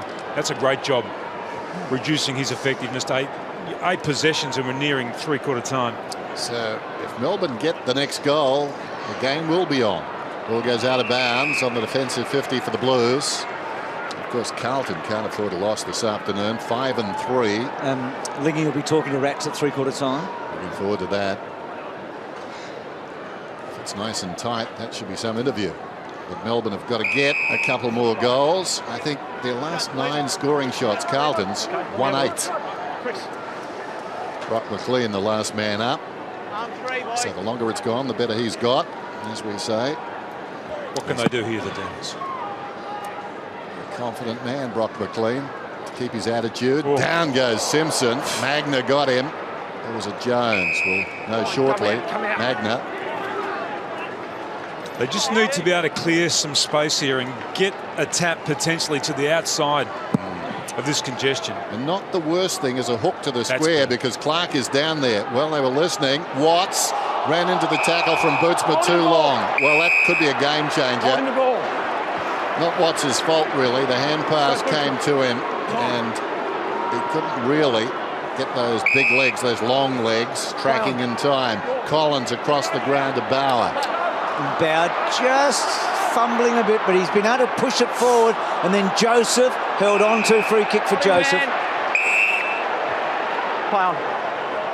And so inside to McLean, who's had a great quarter. Just thinking about Simpson, 19 disposals, had 10 to quarter time, so they've been able to, I mean, it's been Robinson and McLean who've probably got really going since quarter time, haven't they? Here is Walker, who's had a good match and a very good quarter. This has been better for Melbourne in transition when they've been able to slow Carlton.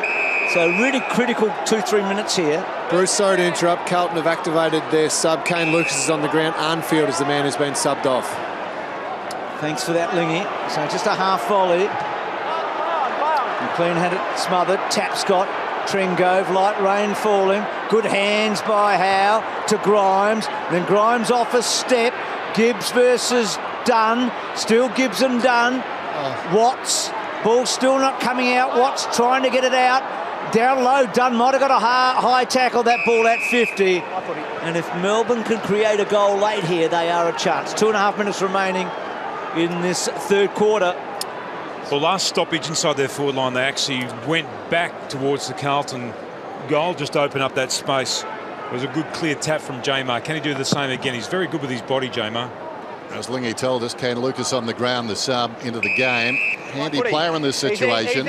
We've seen him a couple of times this year kick a goal or two. Dennis, a very good runner too, Kane Lucas. Fantastic athlete, and as you said, very dangerous around goal. Need to watch him in the dying minutes of this term and beyond. Jamar, Melbourne working so hard at the moment. Need another reward. That's Jones at the base of that. Recognise the tats. Trendgrove with the outside of the boot. And the mark is taken by Gibbs going back towards the boundary line. So Carlton holding here for the present. Just over 2 minutes to go until three-quarter time. Long kick by Gibbs. Rivers did well. He worked Hampson underneath. Nicholson to bang it back in. Need to take a mark. Collins missed it. Ball still in dispute. Dunn's been combative in this quarter. Ball up. So one goal here makes such a difference. It's a bit of a knee coming in. Wow. Oh, wow. Right in the face. This is where Jamar's been good. I mean, you've got Warnock actually has the height advantage here, but he just gets his body inside. It's been a long time since Jones's goal. That was a beautiful tap by Warnock to Judd. Haven't seen Judd do this much today. Running hard. 3 running bounces. Funny old scrubby kick, actually, but getting forward. Betts holds his feet. That was important. There's only one man standing. Betts can't quite get the ball. Hampson's got it. They've got Hampson. Curnow, little soccer. This is big. Really important. Garlett missed it. Rivers with a charge. Melbourne dodge a bullet. And they get it out. Magna finds his man. Good stuff, the D's. So Watts has got it now. That's a good kick. Hampson did well to clear a path, but when the ball came back to him, it came back along the ground. Jones comes wide, close to the boundary line. Trengove applies a tackle on Tui. Tui must get a free kick, surely. Nothing doing. Tui lying on the football. Trengove's got him, and the umpire will ball it up a minute before three-quarter time. Holding the man, says Tui. Trengove's really lifted this quarter too. He's had 8 disposals this quarter. Just takes a spray. Well, not a spray, but a word from Lingy. Captain to captain, man to man. Close to the boundary line. Maloney kept it in. Jones. Oh, I don't know about. Well, the boundary umpire was in perfect position, but our spot's not bad either, looking down the line, Bruce. No, it was Dennis. I reckon it was closer than the one earlier. I reckon that's still in, but anyway, I'm not a good judge. Oh, come on. Down in front, taken by Simpson. Thinking of Yarran in round one, it was in that area, wasn't it? It was. So Kanwatsby does break the tackle, finds some space, went back to Magna, the kick to about 50, and Clark running onto it. So one goal here to Melbourne in the last minute would make a massive difference. It's been, 13 minutes, I think, since the Jones goal. We haven't had a goal since then. It's been a quarter of inaccuracy, mainly from Carlton. Robinson, the third man up. Judd brought down on the tackle, slings it forward. Nicholson's a left footer. Can he get much on it? He does that. Gets to full forward. Kinsella take the mark. Well done, Bootsma. They like him.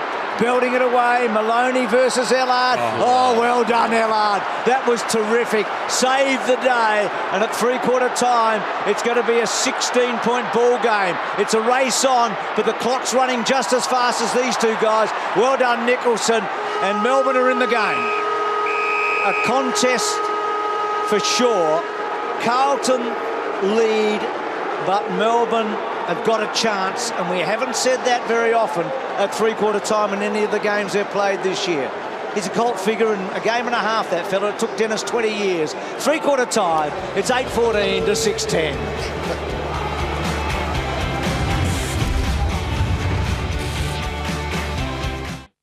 Three big guys are still out there.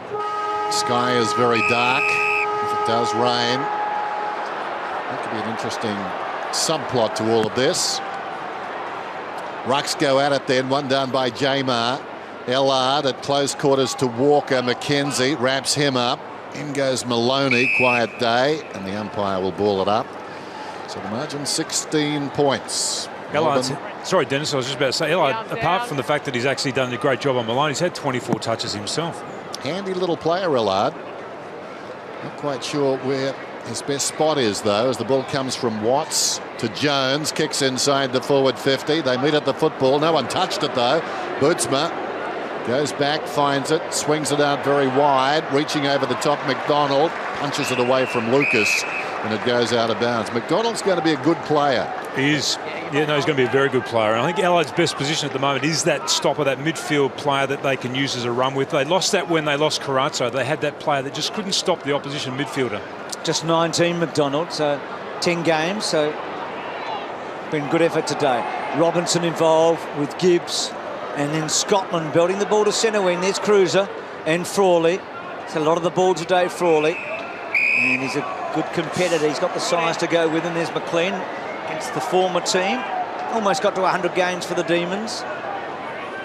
Looked like he'd be the captain of the club at one stage, didn't he, early on? But rejuvenating his career today a bit. Scotland to Gibbs. Then Gibbs off that step. Cruiser and Frawley. Well played by Frawley. That Cruiser got him, though. He had to be quicker there, Frawley, and again. McLean's kick forward to the 50. Bale and Simpson. Bale's done well on Simpson. Simpson started brilliantly. In fact, interesting with Simpson. These last 3 weeks, you think about it, terrific against the Saints early. Very good against the Crows early. 10 disposals in the first quarter today. So hasn't quite been finishing off over the last 3 weeks. Boundary thrown in the pocket. Jamar. Cruiser brilliantly. Down to Judd. Was he held without it? Live ball to Betts. Betts went to ground. Over the football is McDonald. He's trying to place it for a place kick. Comes out from McLean to Cruiser, and Cruiser snaps a goal. That's handy. Yeah, good goal, Dennis. McLean again getting involved, wasn't he? But the pressure always was there from what was a good ruck knock. From that moment on, Melbourne were on the back foot. Cruiser directing it down. Judd almost broke free, lost the footy, but from then on, Melbourne were back pedalling and under the pump. A couple of half chances to Carlton. Betts had one, and eventually they get the goal.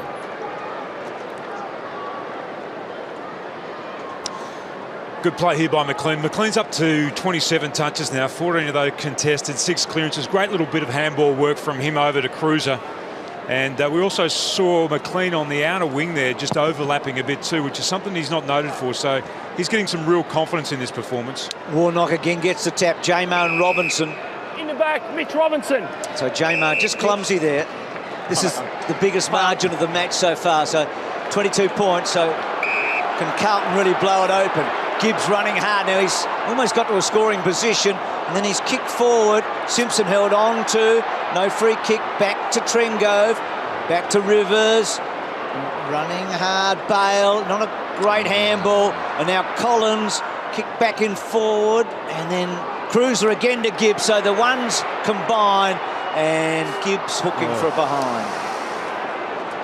So Melbourne just hanging on now. Love to watch Bryce Gibbs take the game on through the middle of the ground. That's where I like to see him. Pushing forward, dangerous entries, kicking goals. Not quite on that occasion, but very dangerous. So Jones to Nicholson. Oh, dear. Sloppy old kick out wide. Bennell there. McDonald provides a bit of a contest. Here's Gibbs again, who Lingy has really stalked today, hasn't he? He hasn't tagged him, he's stalked him from the boundary line.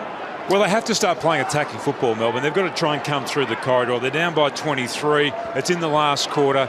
I mean, they've been honest for most of the game. Now's the time to be a little bit more creative and a bit more adventurous. J-Mar backhands it down. Magna, well tackled by Gibbs, got the ball out somehow. Jones taken down. Collins got him.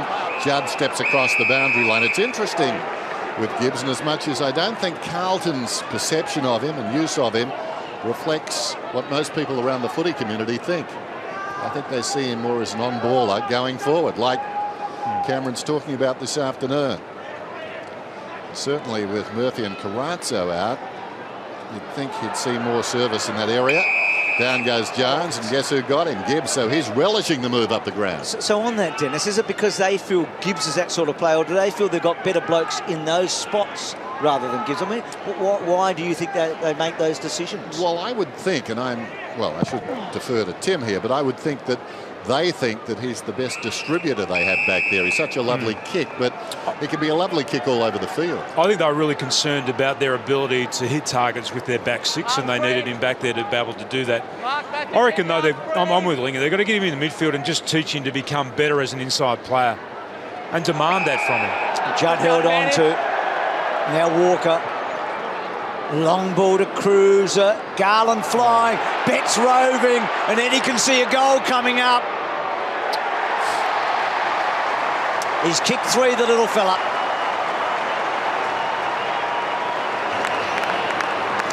Well, Garland's had an interesting afternoon. At times he's flown, and other times he hasn't flown. And that one he was the third man up, but it was his man that was roving it. Judd worked hard on the wing. And Carlton now have blown the game open. 3 for Betts. So he's up to 19 for the year. And for Martin Neal, he just desperately wants Melbourne to do something in the last 20 minutes. And once again, Melbourne's defence was under pressure after they lost the stoppage. Here's the kick, the first kick. There's Garland just running back into that contest. He shouldn't have gone for that ball. And he leaves his man at ground level, and that's what Betts does so well. Yeah, I think Betts has got into Garland's head a bit today. Garland, I've seen him play some really good games for Melbourne as Walker swings it out of the middle, down inside the forward 50. Hampson was the target. Didn't reach him. He battles on for it, though, with Rivers over the top. Betts. And the umpire will ball it up. But if you're third man up in that situation, you've got to smash the ball. You have to. You have to touch the ball, don't you? Well, you've got to mark the ball first. If you're going to go for the ball in the air like that, you've got to mark it. Otherwise, you just got to kill it. He was coming from a strange angle. He was never really in the contest, as it turned out. One down by J-Mar. Into the path, though, of Simpson. Goes back to Collins. He's a good ball user, Collins. That's not too good. Just another metre on it. McDonald, though, able to knock it away from Lucas and then control it. Finds Grimes. Grimes plays on immediately and comes up to halfback in Trengove, whose second half has been much better, and that's heartening for Melbourne. Looks across the ground. Nicholson is metres in the clear. He'll take this one and go. Juggles it. Feeds it off. Rivers. Watts is running hard. This will be interesting. Watts against the guy that's playing his second game. Bootsma's got him. Well done by Bootsma. Watts, though, able to get the ball away. Nicholson is outnumbered, though. Not a lot of help where the ball went. Nicholson comes again, feeds it towards a teammate there in Howe. Howe tries to lay a tackle on Joseph, not in time. Walker sends it forward to Curnow, to Joseph, back to Walker. Well played. And then Scotland sweeps it out wider still. Cruiser, Walker, insatiable running here. It's good stuff. And then Walker on the burst, kicks to half forward. And Frawley, too strong, whips Simpson out of it. To the other one, Lingy, we talked about the number 4 for the Blues. Gibbs, Watts is the other number 4 and number 1 draft. I mean, where's his position? Where does he end up as a footballer? That's a very good question, Bruce. I'm not even sure myself right now. I'd love to see him playing down back a little bit and trying to get some confidence, play on an opponent, just learn the basics of the game, but still not sure what his best position is. I watched him really closely after that ball on the other side of the ground, and he didn't work hard enough after he lost the ball. He didn't get involved in the next passage of play, didn't chase out nearly hard enough, and they're the areas of his game that he actually can control. So here is Gibbs chasing hard. The interesting thing there, Tim, was the guy who kicked it to Watts was involved in the next passage of play beyond Watts, and that was Nicholson. That's right. Yeah, he actually gave up the contest far too easy then, Jack. And I reckon that would be the area that would frustrate Mark Neal more than any. So is that laziness, Tim, or just not knowing? No, it's not switching on at the right time, which I guess you can say it's just lazy. So Cruiser off the side. Judd's never been lazy. He ran hard for the foot. He didn't quite get it. Melbourne holding for the moment. Grimes to fall forward. At the back, Clark. He's been pretty good at these. Whoa. Not quite. That would have not quite kept them in the game. I'd be hallucinating, really, if I said that, but I've done that before. Not at the footy. 10-15 plays 6-11. Heartening signs from Melbourne. A line bet would have been a good one today. Taking the mark is Robinson. Tui. McLean, so much of the footy. Robinson again, ditto, down towards half forward. Mark is taken, pushing up the ground by Hampson. Actually marks it alongside the centre circles. Walker, this is dangerous. Walker in front, almost the mark. Jones after it, under pressure. Frawley hasn't got any help standing. It's all Carlton around him. Judd, Walker, snaps, goal. He's got 2. Well, they were tumbling over the Melbourne defenders there, and there was only one man standing at the end, opposed to about 3 or 4 Carlton players, so it was obvious it wasn't going to end well. Andrew Walker, their top goal scorer last season, kicked 56 goals, the best by quite a way. This is his 5th game back from injury. In the previous 4, he got 2-2, and last week was goalless. So big lead for Carlton now, live and interactive. What do you think, Tim? The 3 ruckmen for the Blues, do they persevere with them? I'm not sure. I mean, Brett Ratton summed it up pretty well at 3/4 time about the fact that when the ball hits the ground, that's when they're a real trouble, those 3 guys out there. I think Cruiser's best position is ruck, not as a forward. Judd bursting through. What about you, Lingy? What do you think?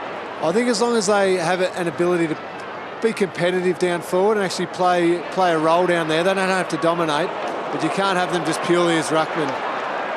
So some good stuff there by McLean and Gibbs.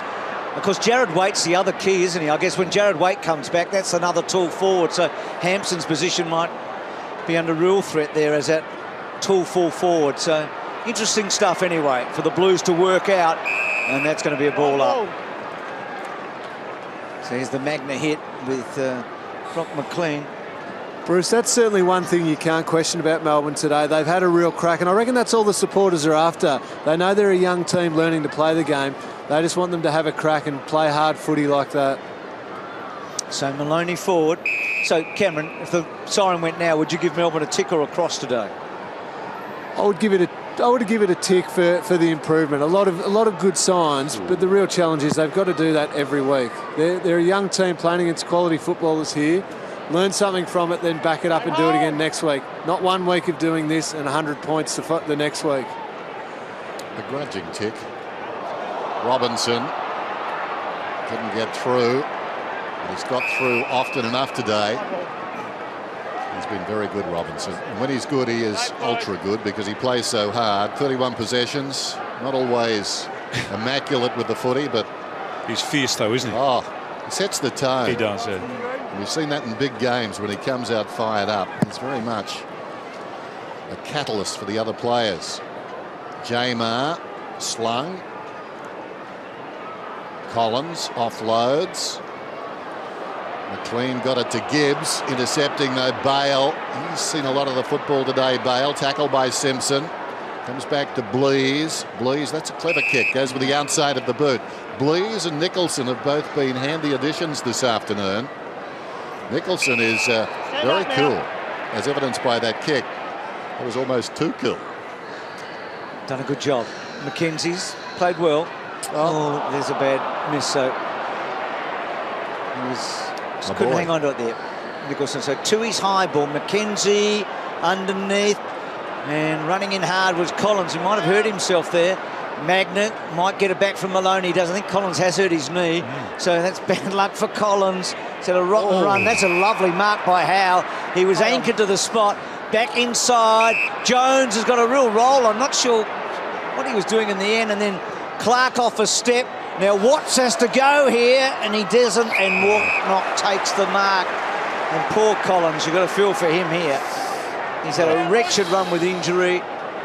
Played a couple of games only for the Blues last year after coming from the Tigers, and deep into this match, first game for the season, he's done his knee late. So that's really rotten luck. So Carlton by 5.5 goals. Curnow goes along the boundary, and the searching lead was Betts, and Betts will get the free kick. Eddie Betts. Goes against Garland. Hold on. Ooh. He did that even before the collision, didn't he? That was odd, wasn't it, too? He put in a misstep before he got there. Kick close to the line. Frawley got his fingertips to it. Falls behind to Ellard. Ellard across the body down towards the attacking 50. Walker had to wait, getting back strongly. Rivers knocks it out of bounds.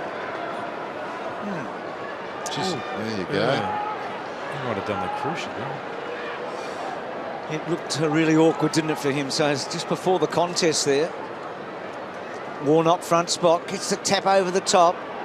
Jardine, Mackenzie, Nicholson just belting the ball forward. Melbourne 3 goals in the opening term, just 3 since.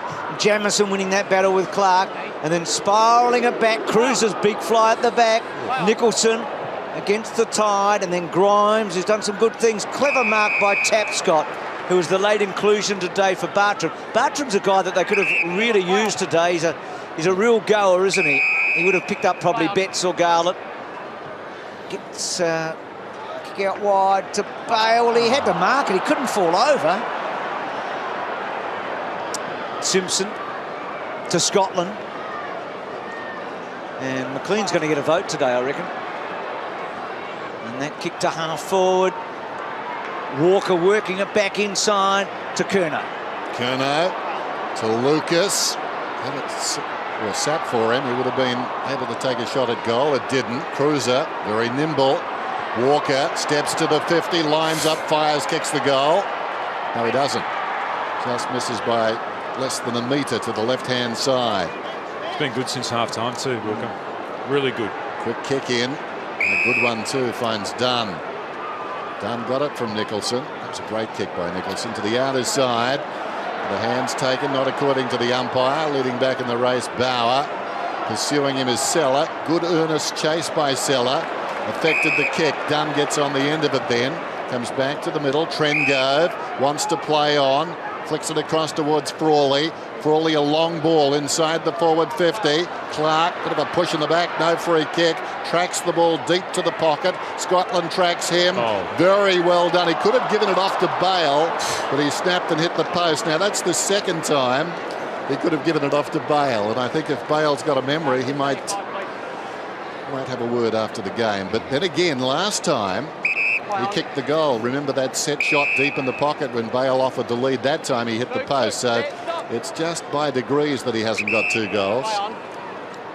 So Jamison. Long ball, Cruiser. Good mark.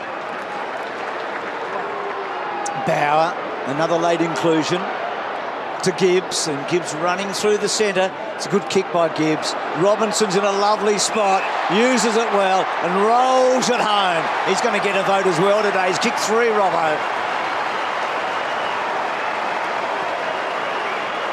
So 3 goals for Robinson. Just about BOG, you would think, I reckon. He made the difference in the second quarter.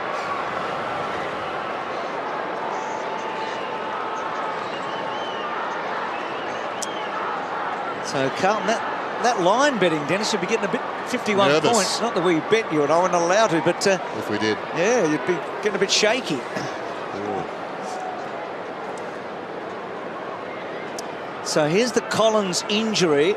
Doc, it looked like he'd done it just before the contest. Doc Larkins with us from 3RW again, Doc. Yeah, bro, I think there's 2 mechanisms, Bruce. He seems to sort of miss his footing and then he hyperextends, which is always an ACL worry, Bruce. Downstairs, Collins having that stability test, but I'm worried about the ACL when I see that. Thanks for that, Peter. So Doc Larkins, AW, and Saturday Night Footy with us as well, telling us about Brad Green, and then there, that one cut off by Garlett. There's a chance for Walker, overruns the footy. Garlett falling to the ground, hooks it out. I think it was Simpson who kicked it, and he misses.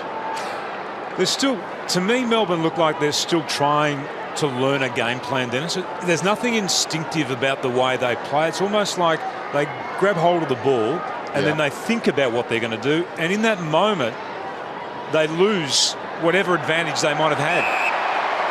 Well, that's a poor kick in and Hampson takes the mark. Worth bearing in mind, I mean, they won 8.5 games last year.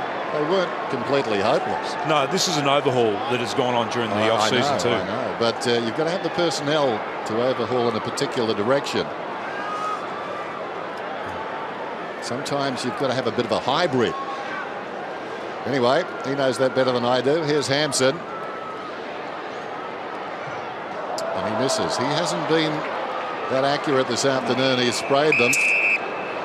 You go back to when Ross Lyon took over from St Kilda, though, and even he had a lot better list of players at his disposal than what Mark Neild's got. It almost took until about round 16 that year, that first year that he was coaching them, for it to look like they were all on the same page. There goes the kick by Watts towards the outer side. Robinson came hard, dives in desperation, oblivious to the scoreline, which shows his side up by 41 points. A coach will love that. Well, Tim, the 0-9 that Mark Neil will be tonight, that's where Damien Hardwick was at Richmond. It's actually where Brett Ratton was at Carlton as well. They both 0-9 in their first 9 games. So the expectations weren't as high as what Melbourne's were at the beginning of this year, because we believed that, you know, they were a young team on the up after that 8.5 wins last year, and probably even the parting sentiment too from Dean Bailey when he said he thought that, you know, their plan was that they would be a top 8 side this year, and I think a lot of people sort of stood up or took notice of what he was saying. So Maloney to full forward, out the back, Bennell should kick a goal. He's hit the post. Just to behind, so they just can't buy one, Melbourne, now in the second half. Just the 1 goal since half time.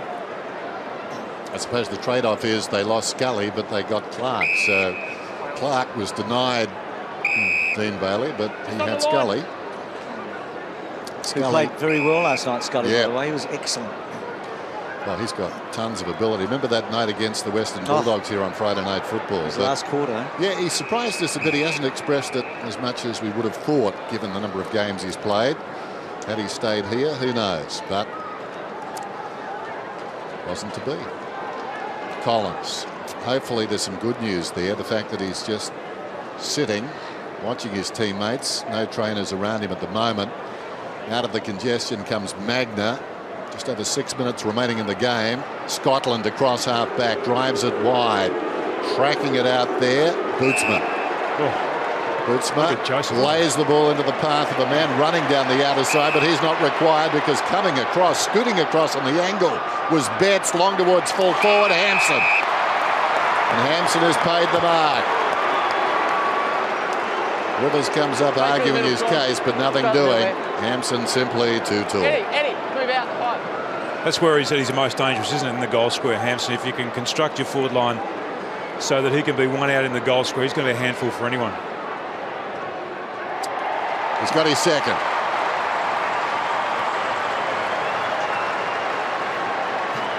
Well, they had 2 speedsters on the outer side, Carlton. I think initially when the player released the ball, he thought Garlett may run onto it, but Betts was really scampering.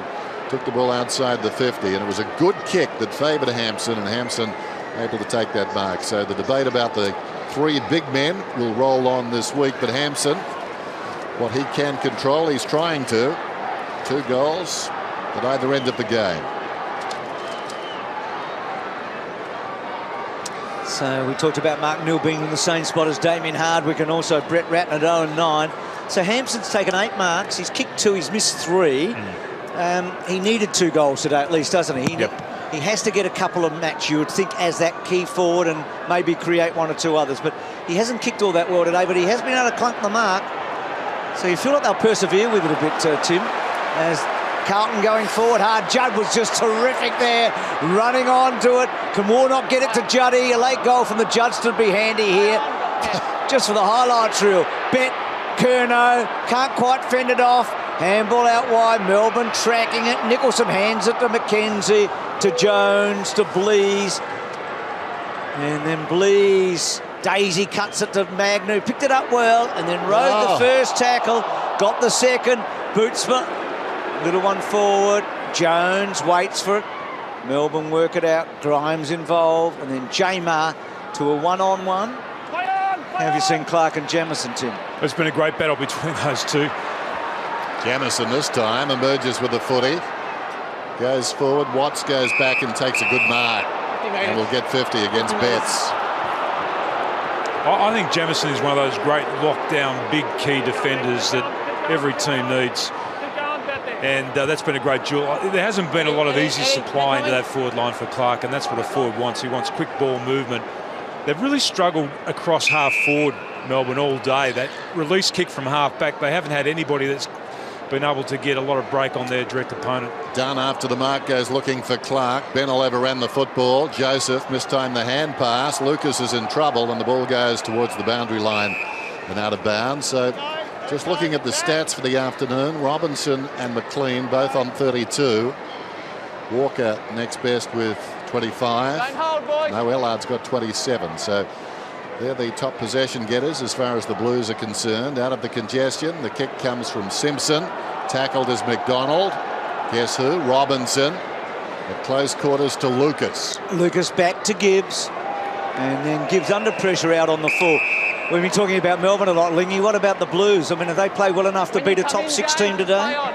Oh, I don't think I've seen that today, Bruce, but I like the Blues. I still think that they can be right up the pointy end of the ladder come later on in the year. Frawley, good mark, Hampson. Good grab, Hampson. I think they've just got to get that midfield structure right, and Brock McLean and Mitch Robinson have done it really well today. Hard contested players in at the ball, and that quality outside, that makes them a dangerous team. So Hampson and Walker together, belted away by McDonald. Carazzo's probably the missing link too, isn't he? He was outstanding early in the year because not only was he taking the best midfielder in the opposition, he was getting so much of the ball and big and strong around the stoppages too. And he was releasing those other players into space. Boundary throw in. You see Judd camped in front of the pack, being held off the ball by Bale. Howe is in there for Melbourne. Mark paid on the outer side to Simpson. Judd grabs it. 20th possession down towards the half-forward line. Judd last year in 2 games against Melbourne, 5 Brownlow votes. Here's Eddie, and Eddie steers another goal through. Speaking of the Brownlow votes, he could be in contention. That's his 4th goal. He needed a good game, Eddie. It's just been flat the last few weeks. Judd's had a good second half, I think. And Carlton really opening up now. We've actually seen him running with a bit of space more than we've seen over the last few weeks with Juddy too. He's been able to break from those stoppages and get away in the last quarter and a half, which is good to see. I mean, there's nobody that can break the game open like he can when he finds some space. So 6 goals to nothing in the last term here. Carlton have done that a few times this year when they've been in a winning position. GWS was something similar to what they've done here. So we sort of jokingly talked about the line today, Dennis. They're actually 52 points in front. I think the line was 51, so they may win by 10 goals here, the Blues. Warnock kicks the ball forward. Watts has to fish for it. And then Rivers, couple of tackles. Carlton have really got a taste now. They want a little bit more. Jones goes back to McKenzie. McKenzie's done a good job on Judd for most of the day, but he's coughed it up now, and Scotland can reset Carlton with a high kick to full forward. It's not a good kick, actually. It's a terrible kick. He's a beautiful kick normally, Scotland. Bruce, you asked me earlier on this quarter if I would give a tick to Melbourne, and I said I would. This last 5 or 10 minutes has almost changed my mind. I think Melbourne have just dropped off that little bit. All Mark Neal and all their supporters want to see is them fighting to the very end. They'd be disappointed with the way they finished this game. Oh. No, Lingy, I think you're entitled to mark it for the second time as a revision mark. He's withdrawn the tick. No, I reckon he's got the eraser out and he's done the right thing. Burnell, not that I'm going to tell Lingy what to do. Here's Joseph. I think word got out there. They've got the tick. Here's a chance for Ellard. Feeds it back. Little one from Joseph. Finds Cruiser. So Melbourne, another bad loss. It's going to look bad in the paper tomorrow. But they had their moments today. Just talking about Chris Judd and the fact that he's got an imposing record against the team he barracked for as a kid. Buddy Franklin was a Melbourne supporter as well. I don't know what Melbourne can do, but they need to tweak, somehow get a variation to the father-son rule. The boy and the beanie rule or something, and suddenly grab onto a couple of those blokes and make it retrospective. The kid with the poster on the wall rule. That's right. Got to have the photographs, though, going back all those years. If you can walk into AFL House and show the photos, you get to play for that team. That would be galling, wouldn't it, to think of that? Those kids running around in Melbourne jumpers as young men now, champions of the game. Here's Tui going through midfield, one bounce, and his second. There's nobody really up ahead except Garland and Betts near the goal square. Here's Judd, the man about whom we spoke. Getting back in the goal line now is Walker. Betts, though, is the chosen one. And what a beautiful kick. There was a man in short, when I say in short, about 10 metres, I think it was McDonald, in front of Betts. And despite the hard running that he'd just done, Judd able to lob it perfectly. Dennis, does he aim for Eddie or just the shorts? No, Eddie, I reckon. What would you see first? You'd probably hear the shorts, depending on just how strong the breeze was. Big sail opening up. They don't look as long today, do they? But maybe they are. There's a couple of stories going around about the shorts too. One was that it was sort of a nod, if you like, to the rappers. Right. But then I think last time around it was something else. So I'm not sure what it all means, but it's very much deliberate on his part. Comes in, kicks 5 on the siren. Well done, Eddie. Well done, Carlton. They owned certainly the second half. The margin was 13 points at half-time, and they win big time. This has been a Fox Footy presentation for Fox Sports.